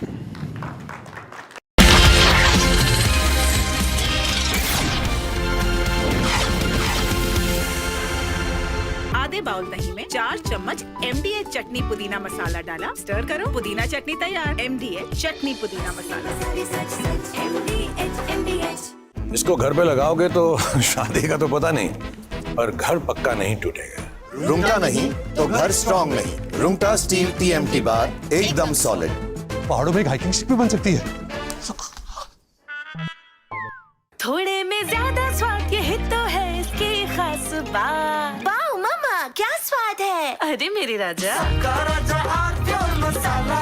ये है secret recipe MDH का जीरा SIP जल जीरा मसाला। SIP SIP जीरा SIP जीरा SIP MDH का जल जीरा सिप जीरा सिप MDH का जल जीरा SIP.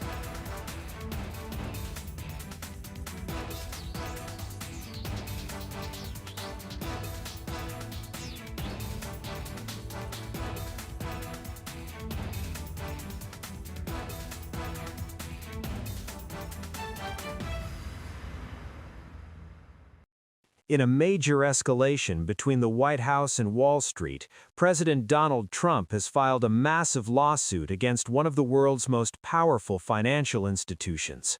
The president is suing J.P. Morgan Chase and its CEO, Jamie Dimon, seeking at least $5 billion in damages. No, I haven't gone. No, he debanked to me. So we'll see if that beats anything, but I think it should. You shouldn't be debanking. Get debanked if you don't have money or if you fall to have this great company, and all of a sudden I was told, no, you can't do that. It's so wrong. It's so wrong. I don't know what their excuse would be. Maybe their excuse would be the regulators. I don't know. But regardless, I guess it's a good lawsuit because every pundit has come out and said Trump has a great lawsuit here. You're not allowed to do what they did. Jamie Dimon, what he did, he's not allowed to do that.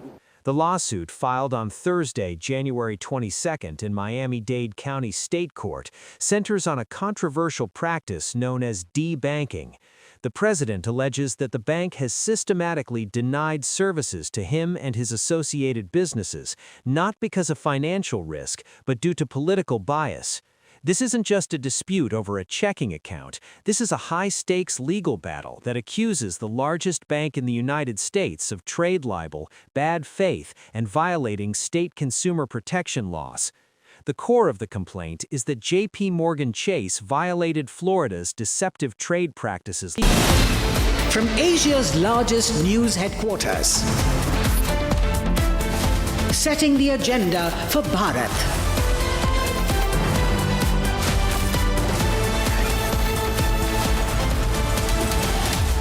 You're watching Republic.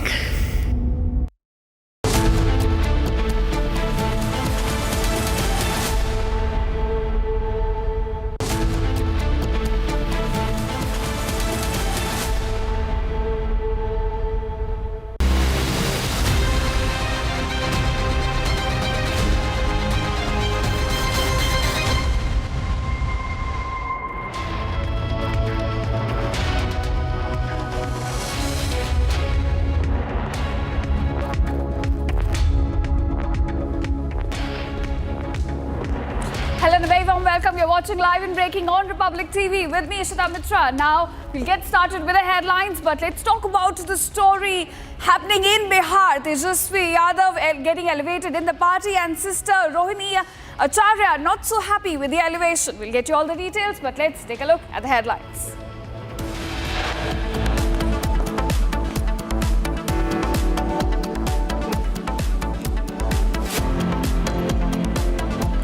Tejasvi Yadav announces as RJD working president. Lalu's daughter calls Tejasvi's elevation a conspiracy.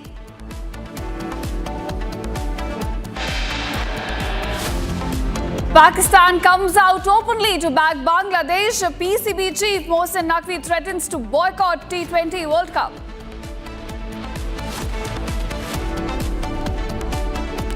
Back-to-back controversial remarks by AIMIM leaders after Seher Sheikh. Now Imtiaz Jalil says not just Mumra will turn entire Maharashtra green.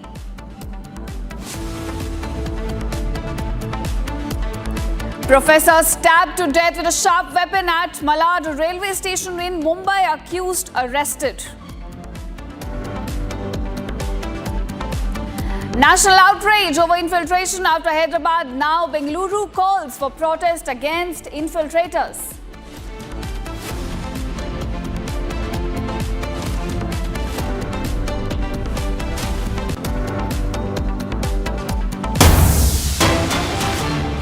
Viewers are beginning this bulletin with a big breaking news coming in Jalpaiguri. A dog was seen roaming around the locality with the head of a newly born baby. Now the question, how did a dog in fact get a newborn baby outside the hospital building despite such strict security arrangements and security guards in place of mother and child? Hospital officials now claim that this is a child of our hospital. Besides, the police has also been asked to investigate the entire episode at this point. Viewers, again, Republic will ask questions as we continue to demand accountability from the government, and our campaign Progress for the People continues. It's a concerning case that has come to light from Jalpaiguri. Viewers, a dog is seen roaming with newborn's head near hospital. All right, my colleague Kishale now joins me on this. Kishale, do tell us, it's a concerning news that has come to light from Jalpaiguri. A dog seen roaming near the hospital with the head of a newborn baby. What details do we have? Well, exactly. This shocking visual that is on air right now, this is of Jalpaiguri Super Speciality Hospital, and Mamata Banerjee has been naming hospitals. She's the health minister of the state, but what is the situation of the hospital is very clear from this visual. This is the head of a newborn baby being carried away by a dog near the hospital. This is close to the ward where all the newborn children, newborn babies are kept. So this is an infant ward where this happened. Now, hospital authorities are telling us that probably this child was already dead, and the dog took out that dead body and removed the head, and now is carrying the head away. But questions about what is the situation of the hospital, how this particular hospital is completely out of its infrastructure, out of the basic infrastructures that are needed to be maintained, is a question that people of West Bengal are asking. Mamata Banerjee herself, being the health minister, is also liable for all the situation of these hospitals where she has been claiming that she has spent a huge amount of money to revamp the infrastructure of the hospitals. Now, this is not the first time that a dog is seen carrying dead bodies or parts of bodies in and around hospitals. This has happened in South 24 Pargana, North 24 Pargana, in and around Kolkata, Barashat and other areas. Now, similar situation is happening in Jalpaiguri. People are asking what is the basic situation of the health and infrastructure of the state, but Mamata Banerjee has no answers to it. Right, of course, those are the questions that will be asked at this point from the government, from the officials involved in this case. But Kishale, we understand that investigation is ongoing. Where are we looking at in that regard? Well, it happened twice in the same day. Once in the morning, this was seen where a dog was carrying a part of a child's head. On the other hand, a few hours away, another dog was seen carrying another child's arms. Now, after these visuals became viral on the social media, the police has also been brought in to see how how the situation is completely out of the hand of hospital authorities, where they don't even have basic control over where the dead bodies go, if these are at all dead bodies. The hospital authorities are claiming that these are parts of dead children who has been kept in mortuary of the hospital, but how dogs are entering that area and taking away head and arms of children is a question. Also, police is looking, according to sources, into the situation where they are investigating whether these body parts are from any living child or not. So the police has been involved. On the other hand, hospital authorities are also conducting their own investigation into the matter. A committee is probably set, according to sources. All right, Kishle, thank you for joining us and giving us those details. And now we are shifting focus. A political storm has shook the very core of Maharashtra. This comes after AIMIM leader Seher Sheikh sparked a controversy about painting Mumbai green. And now, in a fresh development, Varis Pathan has said he will not just make Mumbai but also India green. Now, the statement has triggered sharp police action as well, and reactions from rival parties, as well as reigniting debates over communal rhetoric in local politics. So, a streak of controversial remarks coming in from AIMIM leaders, where they talk about painting Mumbai, Maharashtra and now India green.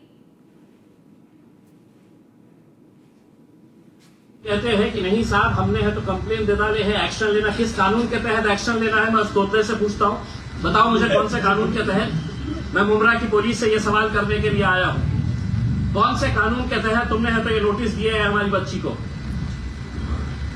हुकूमत, एक सुनिए, पहले हुकूमत आपकी है तो क्या मतलब ये है कि कानून आपके। All right, now joining me on phone line is Varis Pathan. Varis Pathan, do tell us, what do you mean when you say you're going to paint not just Mumbai, Maharashtra, entire India green? Well, what I said is clear. I support my party statement that why only Mumbai and Maharashtra. We will paint the entire India green because our party's flag color is green. And everybody has aims and ambition that his party flourishes and the flag of their party is hoisted all over the country. Why should we not do that? It is our party's official flag color. And what is harm in the green color? It is a color, the color is our tricolor. But these people, they want to communalize the issue and polarize the situation, and they've divided the country in the name of colors now. Green is yours, orange ours. Kav is ours, goat is yours. But this is not the way they have been. But what we have said is, we are under the Constitution, we follow the Constitution, and there is nothing wrong in that. One day, inshallah, we are hopeful that the entire country will be in green of our green flag, which is our party's official flag color.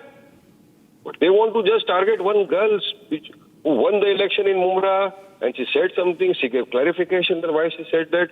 She said after not only in the 5 year one now, we can win 25, 30, and one day we'll see to it that the Mumbai is green.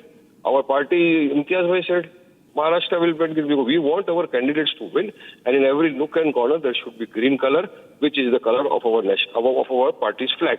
And we are happy for that. Hopefully one day it will happen. What's wrong in that?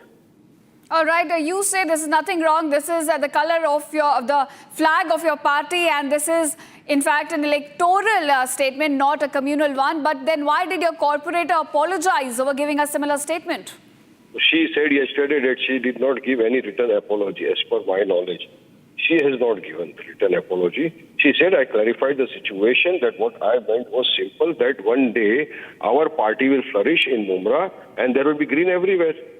I said that there will be green everywhere in the country. Why should my party not flourish in the country? We also want our permanent MPs to win the election, and everywhere we should have our green color. The entire country will witness this. Why should we not have that hope that our party's flag will flourish everywhere in the country one day? It's a green color. And why are they against the green color? It's the color of our national flag, madam. It's color in our national flag. Yeah, these people, they did not like the flag color. They always said that no, our color is saffron. They always said that no, they did not even hoisted our tricolor on the headquarters for almost 52 years. So these people, they want to communalize the issue for their own thing. But we say, and our motive was simple, what we said, we stand with the girl and we support the statement given by the girl and India's side. Mr. Varis Pathan, you say that it is a normal statement, not meant to, heighten the communal tensions. BJP is calling this statement a vote jihad.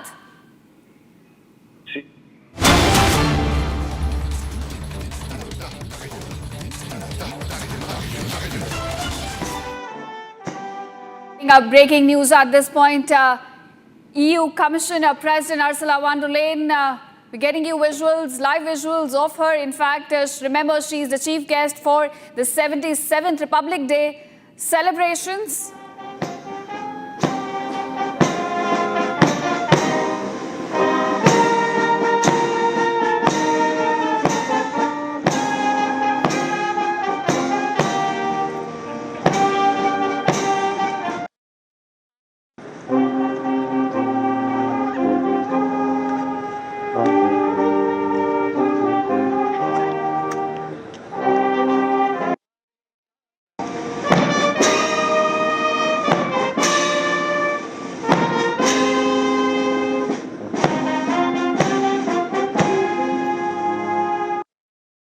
All right, my senior executive editor Abhishek Kapoor joining me on this. Abhishek, how do you look at this visit?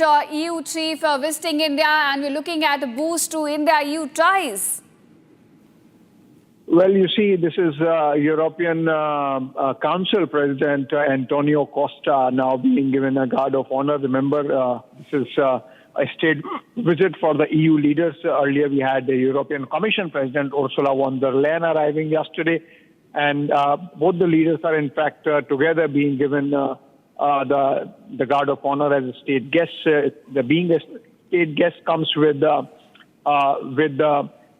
tappings of all this protocol. So we are seeing the formal part of the state visit now panning out in front of our eyes. After this, the leaders are going to be chief guests at the Republic Day parade ceremony tomorrow.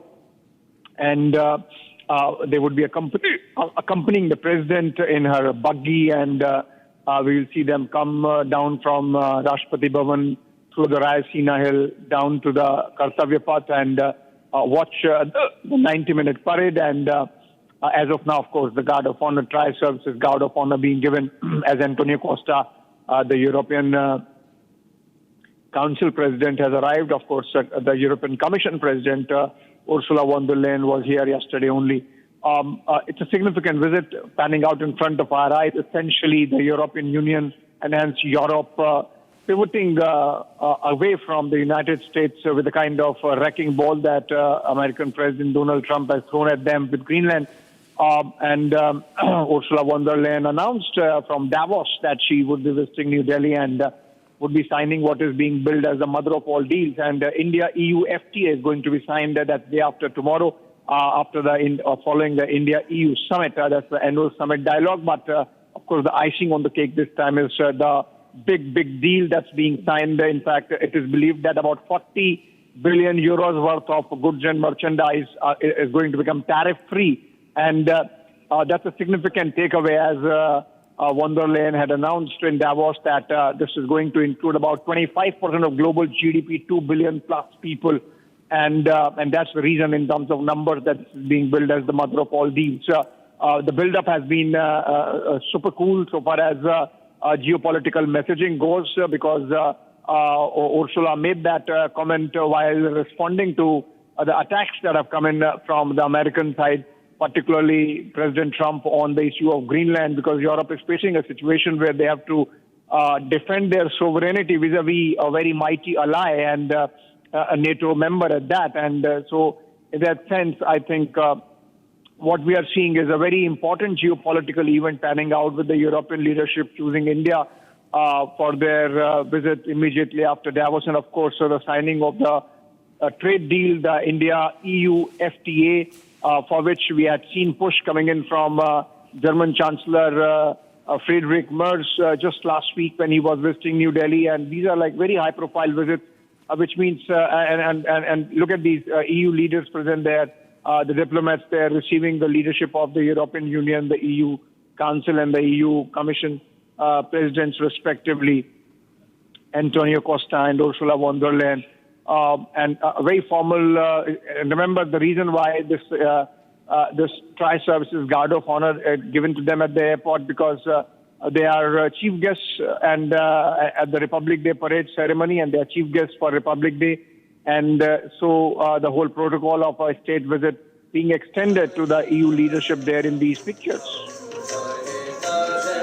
Right, Abhishek, their European Council President and the President of European Commission are receiving a guard of honor as they kick off their India visit. Now, Abhishek, you were talking about that you're witnessing a global churn. At this point, EU is looking for more reliable partners because US has certainly not proved to be one. And India is also looking to diversify its trade partners. So at that, in the context of that, we're looking at a boost to India-EU ties. What does India has to gain from this visit? Well, you see, first, Europe is bristling with anger. They're seething in anger at the manner in which Trump has really rubbed insults left, right, center, from Greenland, even trying to compromise the sovereignty of a member state, territorial integrity of a member state, and then, of course, hurling insults like Europe did nothing for the United States post 9/11. I mean, the fact that Trump had to make a climb down on both on the issue of Greenland, or at least use of force on Greenland, and on the claim that post 9/11 Europe did not help. We have seen very, very strong statements coming in from European leaders, unlike the last 1 year where Europe thought that they could indulge with a bully. We have seen Keir Starmer ask for apology from Donald Trump. We have seen Giorgia Meloni express dismay at the manner in which the American president has belittled the contribution and sacrifices made by Europe in coming to the help of the United States post 9/11, to the extent that we had NATO chief mentioning in front of Donald Trump that in terms of per capita contribution, it was Denmark which was ahead of any other nation in Europe, which is now the target of Trump attacks, both verbal and even physical, in terms of wanting to snatch away Greenland from Europe and from Denmark. So I think in that sense, there is a geopolitical backdrop in which this visit is happening. And the fact that despite signing agreements both with EU and United Kingdom, we had Trump slapping 10% tariffs on the issue of Greenland on 8 European nations.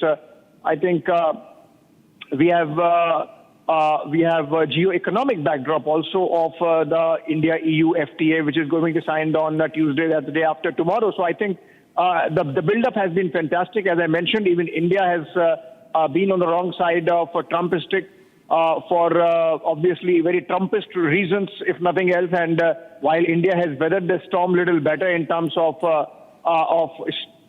succeeding at least in stonewalling insults with President Trump time and again, only mentioning that Prime Minister is a great leader and fantastic leader and a true friend and whatnot. The fact of the matter is that on the economic front, the turbulence is well ongoing, and the geo-economic turbulence of Trump policies is something which the rest of the world is facing and trying to tackle. So, for example, we have seen in the last 1 month alone, European leaders trooped down to Beijing, and in fact, we are going to see Keir Starmer of the UK traveling to China. We have had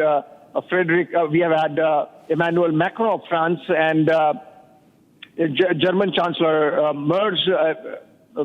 Mark Carney of Canada visiting Beijing, and we are going to see German Chancellor Merz also announcing that he's going to be visiting Beijing very soon.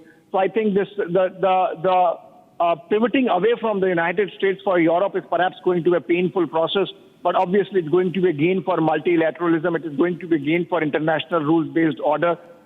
There has been a breach of Bretton Woods consensus and the collapse of the Western hegemony, and Europe in dismay, the fact that that ally like the United States is bringing it upon itself and bringing it upon them. So you are going to see a lot of that happening going forward. But in the pictures, what we are seeing is the European leadership really recognizing India's role as a rising economy.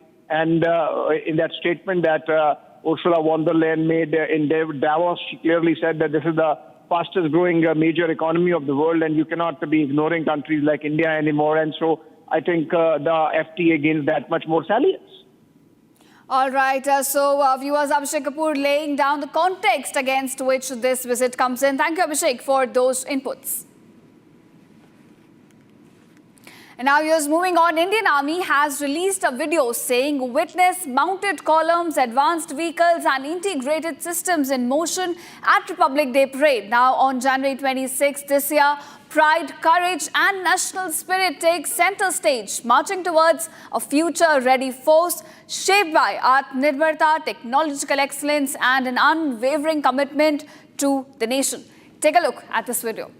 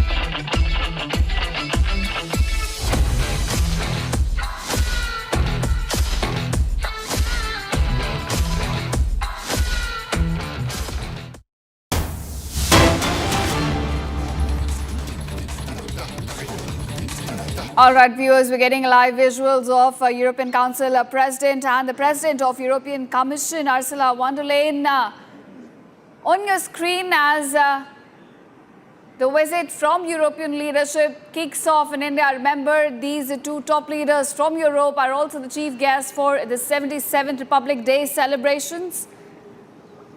This, as we're looking at a mother of all deals to be signed between India and EU. You're looking at more deals to be also signed in the realm of defense and security at a time when we're witnessing a global churn in politics as well as geoeconomics. So at that time, when India is looking for more reliable partners and Europe also trying to navigate its relationship with the US, we're looking at a major visit by top European leadership to India.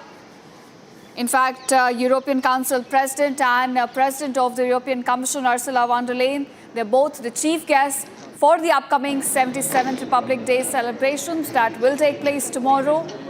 We're also looking at both the leaders to meet the Prime Minister, hold talks with him, as well as call on President Murmu. A big boost to the ties between India and European Union. And at this point, we're getting live visuals of European leadership receiving card of honor. Take a look.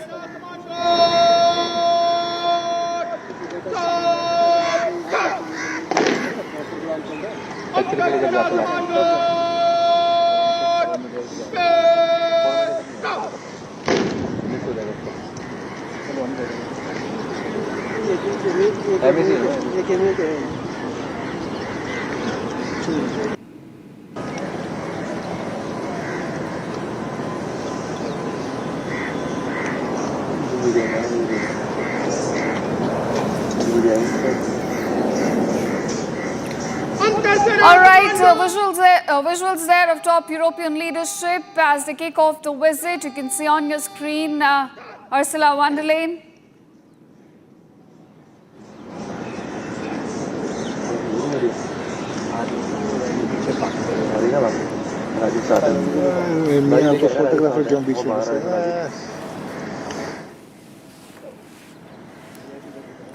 All right, viewers, you can see on your screen European leadership as they kick off their India visit, a major visit. We're looking at a boost to ties between India and European Union. In fact, there Ursula von der Leyen receiving a warm welcome. On your screen, along with our European Council President as well. New Delhi rolling the red carpet for European leadership as we're looking at a mother of all deals to be signed between India and European Union. Now both these leaders on your screen are also the chief guests for the 77th Republic Day celebrations tomorrow. And then we're also looking at meetings taking place between Prime Minister Narendra Modi and the European leadership. A crucial visit for both India as well as EU as we look at an effort to cement the ties and to upgrade, in fact, the partnership between India as well as European Union.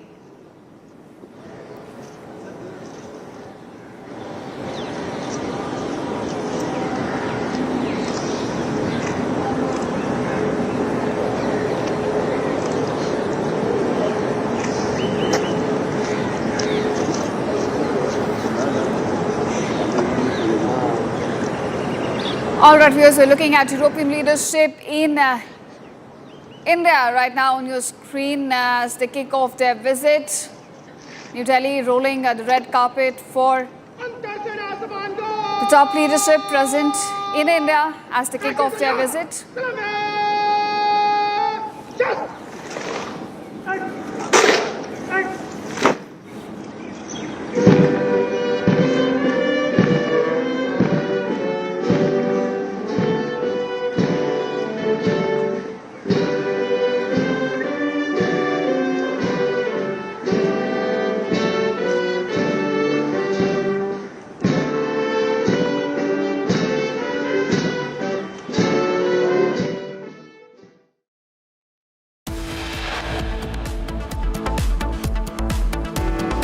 All right, on the other side, EU chief in New Delhi as they kick off the visit, and both the top leadership will be attending the 77th Republic Day celebrations as chief guests tomorrow.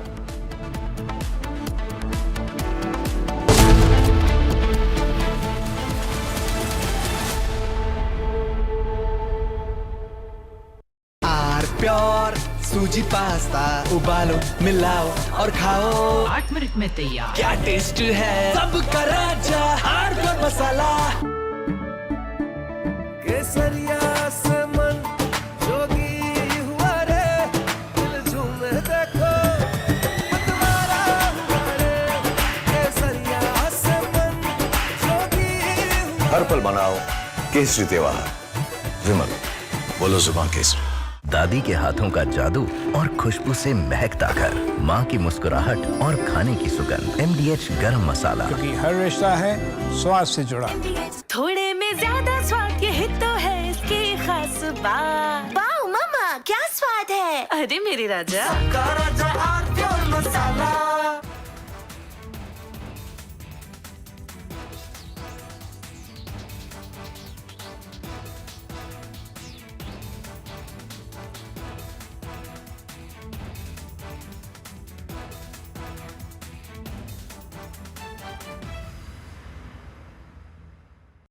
In a major escalation between the White House and Wall Street, President Donald Trump has filed a massive lawsuit against one of the world's most powerful financial institutions.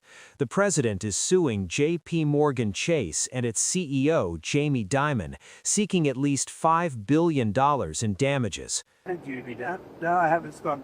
No, he debanked to me.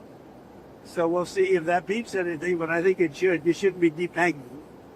Get debanked if you don't have money or if you're involved and you have this great company and all of a sudden I was told, no, you can't do that. It's so wrong. It's so wrong. I don't know what their excuse would be. Maybe their excuse would be the regulators, I don't know. But regardless, I guess it's a good lawsuit because every pundit has come out and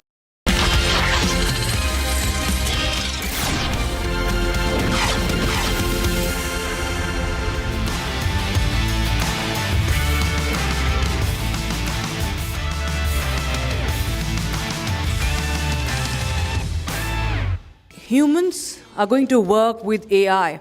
as artificial intelligence, AI becomes deeply embedded in enterprise systems, the question, of course, no longer remains whether humans will work with AI or not. It will become about how well that partnership, in fact, progresses, how is it designed in first place. And scale without harmony risks alienation, and automation without empathy risks erosion of trust. And so our next speaker meets us at this intersection. He operates from there with extensive experience in enterprise communication platforms and AI-driven customer engagement. He brings a growth-led yet human-centric perspective on how intelligence systems can amplify human capability rather than replace human capability. So please welcome Mr. Sachin Bhatia, co-founder and chief growth officer, Exotel, as he shares his perspective on human and AI harmony at scale. Namaskar, everyone. So I graduated in 2001 from one of the IITs in computer science. And at that time, IT in India was Satyam, Wipro, Infosys, TCS, Cognizant, HCL, in short called Switch. And when I used to ask people, what companies do you respect globally? The answers should be Apple, Google, Microsoft, Adobe, IBM. IBM was respected at that time. One question that bothered me is, why is India not delivering products? And when I listened to the questions around frontier models and foundational models, the same spirit is there. So we should keep that spirit alive. And with that spirit, I start my talk. So across the last 25 years, I've observed two major technology shifts, right? I think internet and mobile would be those two shifts. And what we are witnessing is the third shift. And what we have done in the last, perhaps 1.5 decades, the question that we used to ask ourselves was, if India has all the engineers that are building everything that the Western world is imagining, why can't we build our own products? That was the thought that kept me, awake. And I thought, agar IIT se padha hu to bhuka to nahi marunga, so I should try. I should try building it myself. In the process, I'll learn why India is not building products, right? And my journey from 2003 till today has been to deliver a world-class product company out of India, and I've been at it at the same company, right? So there are some learnings that I have, and AI perhaps is impacting our space more than anything else. Okay, yeah. So last 1.5 decades, I think we have done a really, really good job at whatever has worked in the West, we bring it to India and scale. So we got taxis and make them very accessible. These days we have issues there also with cancellations, but that model has scaled well. We got an app where you can discover local hotels, and that scaled really well. We got local deliveries like crazy. We have optimized the hell out of it, 10 minutes, and it's a national debate. And it has become a hobby to order twice because you forget something. In fact, at my place, when a Blinkit order gets delivered, the first question is, kiska Blinkit aaya hai? So I think we have adopted those models in the West really well. And I use the word adopted with a little bit of confession. And it has been good because it has made the digital literacy in the country really, really move up. My dad can now use an app very, very easily. And I think these apps and these models are really great at teaching people how to use some of these tools and frameworks. It has also done something else which is good, which is we have created a large talent pool of product people in India.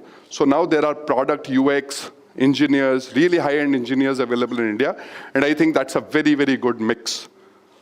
However, the same framework must not be used for AI. And I do not say this with an ego or a pride that India has to deliver its own foundational models. I say this because India is actually very different. Okay, so we cannot copy-paste what is happening in the West into India. And the reason is not because I get emotional about it, that India, if China has delivered a foundational model, India should also deliver it. It is because the constraints in India are very, very different. And if you don't consider constraints, usually your products become a bad fit. And we should make sure that what we deliver for India today is useful and meaningful for India. There are two spaces, and all of you would have heard of it, apart from the ChatGPT or a Gemini that all of us use as consumers. There are two spaces that are getting really disrupted. The first is AI is really getting good at coding. I don't know how many of you have used it, but I think there was a news yesterday or day before yesterday that Claude launched Claude Work, which was created in two weeks, and 100% of that was coded by AI.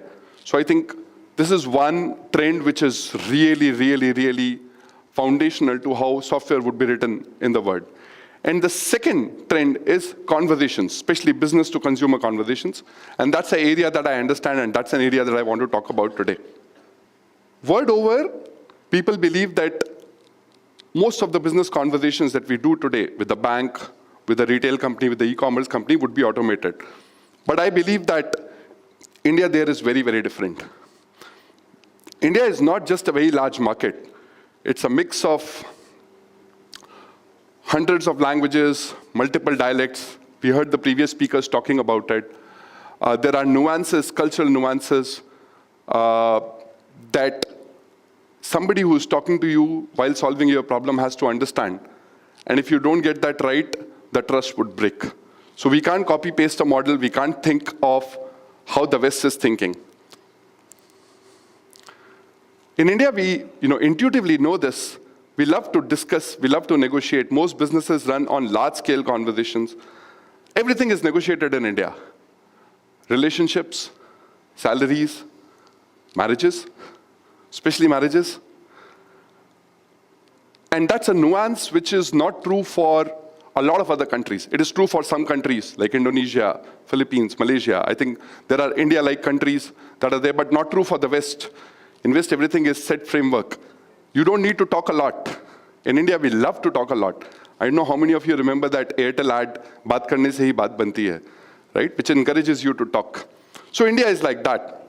Imagine that you were doing a bank transaction and your card got blocked.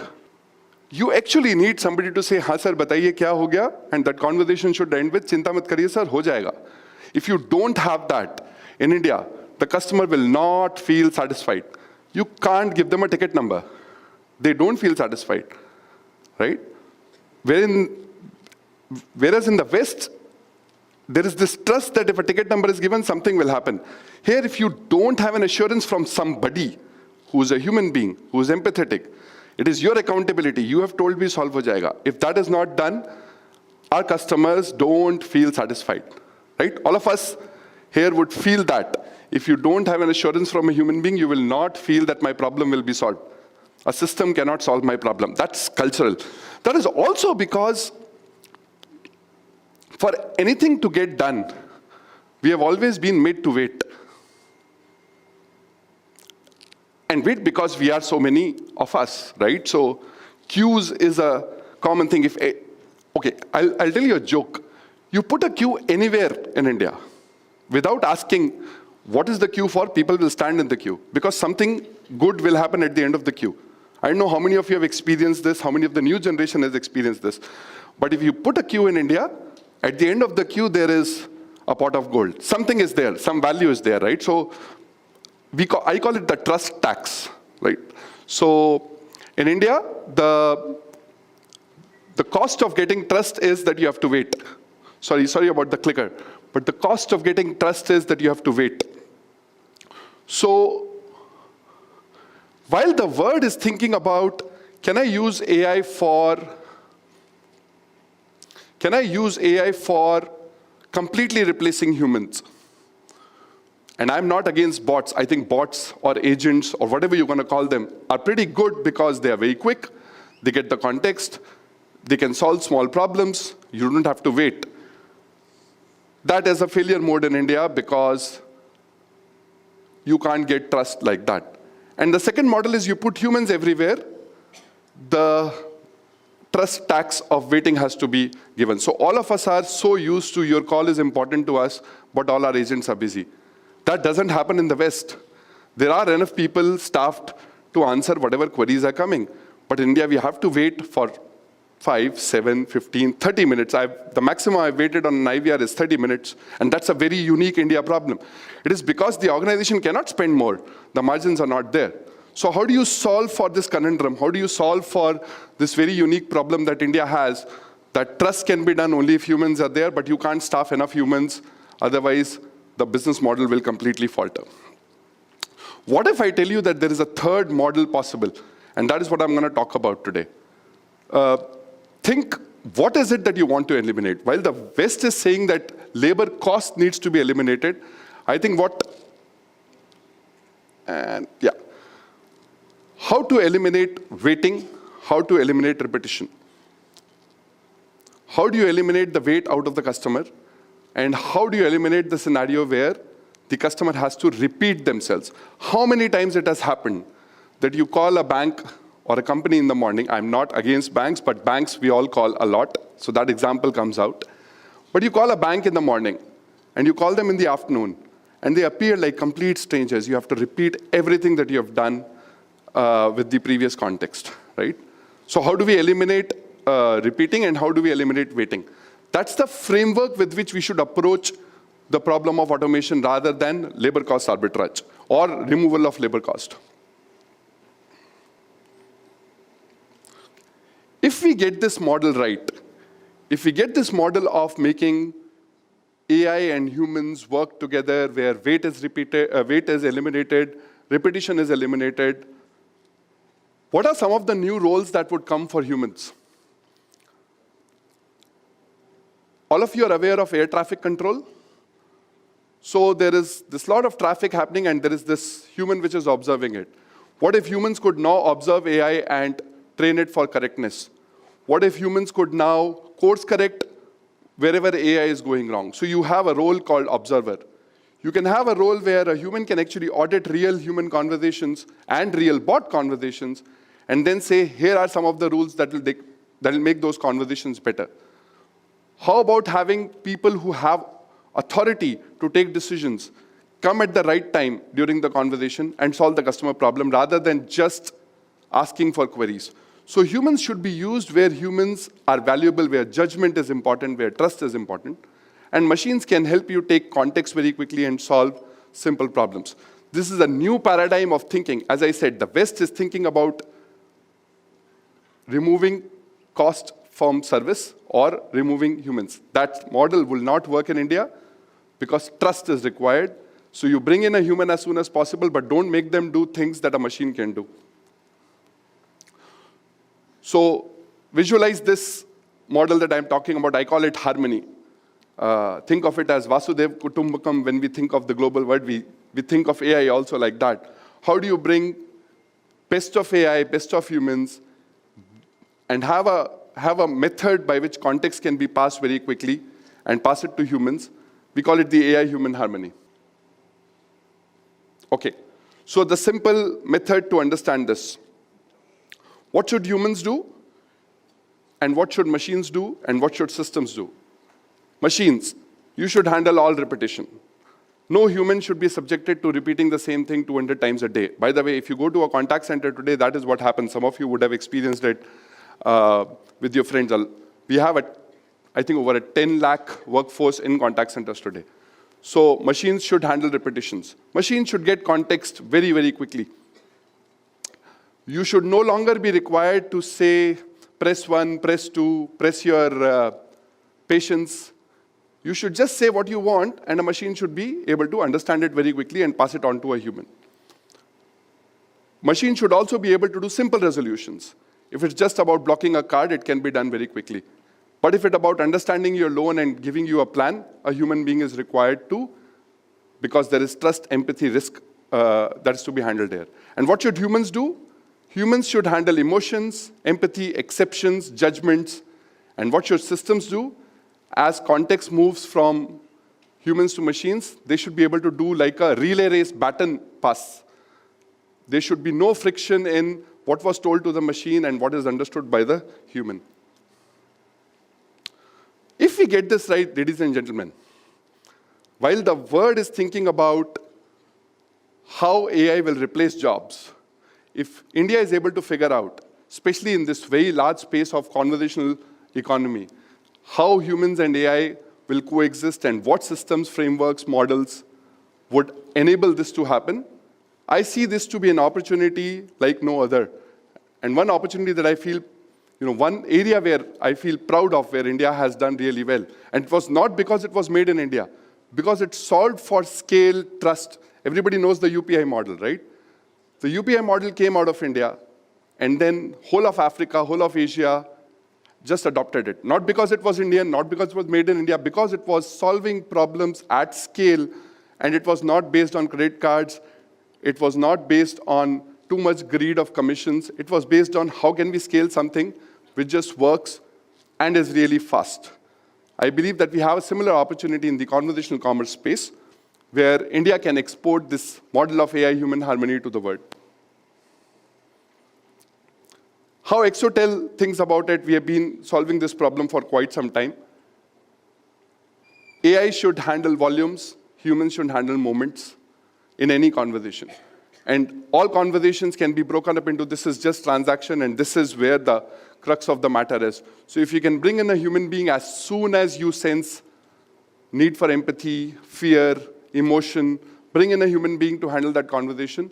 Until such time, make sure that the machine has collected enough context about the customer, their problem, and what has been happening with them in the past.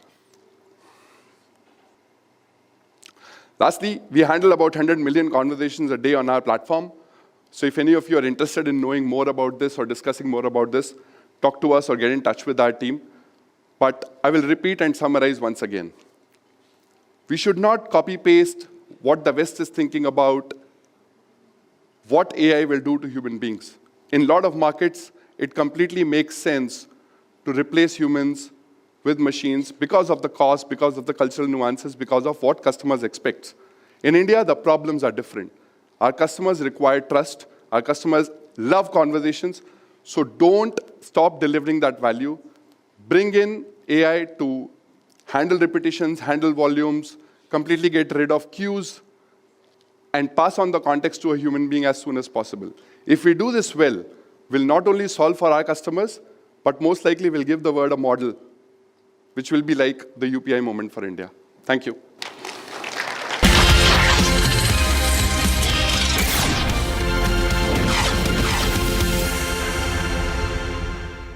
Do you sit among the audience to watch your films? I do.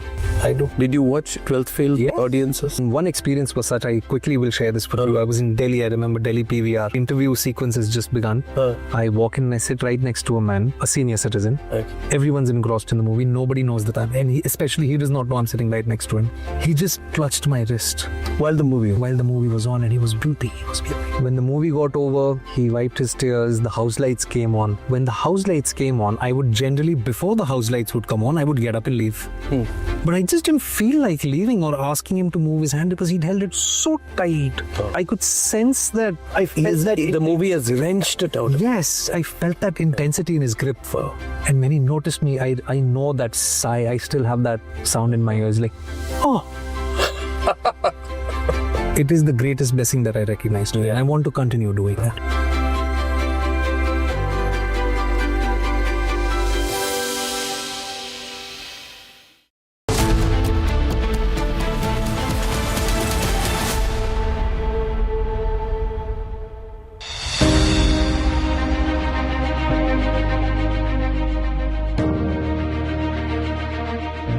Born in the mighty Himalayas, forged in the harsh, frozen valleys of Ladakh, the Zanskari pony, a rare gift of nature to Bharat, one of India's few native horse breeds, endangered yet unbreakable, resilient, fearless, unmatched. At the world's highest battlefield, the Siachen Glacier, where oxygen thins to nothing, where blizzards howl and temperatures plunge to -40, where even machines surrender, the Zanskari pony marches on. Let us now journey with the silent soldiers and join them in their debut march at the Kartavya Path, Republic Day Parade 2026.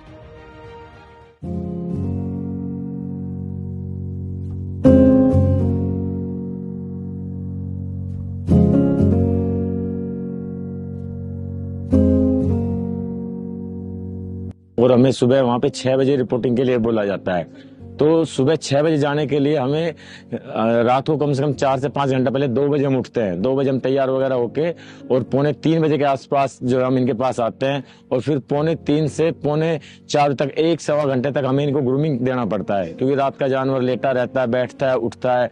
तो पूरा groom करके साफ सफाई करके हम इनको साफ करते हैं। उसके बाद हमारा जो वेटनरी डिपार्टमेंट है, वेट सर है, वो उनको पूरा वेटनरी चेकअप करता है, इनका मेडिकल चेकअप होता है, इनका पल्स रेट वगैरह लिया जाता है।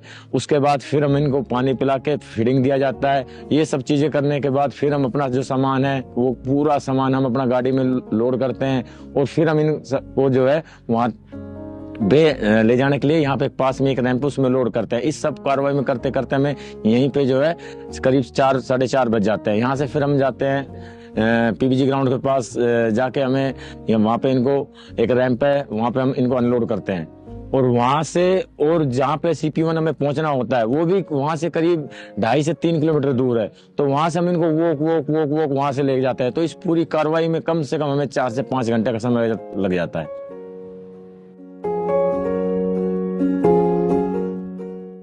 This year, RVC has also included into its contingent the Zanskari ponies and the Bactrian camels, which have been brought down from high altitude, the most inhospitable terrains, where they have performed and their performance has been validated in terms of tons and tons of load which they have ferried, which would otherwise have costed thousands of sorties for helicopters.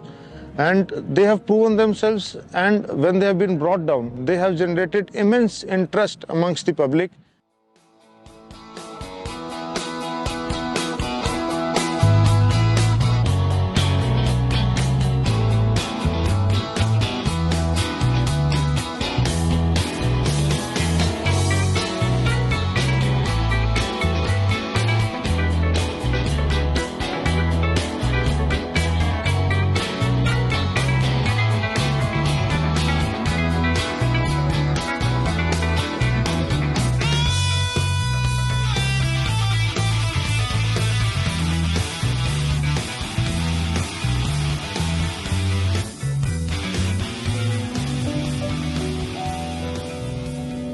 Altitude area वो Siachen glacier में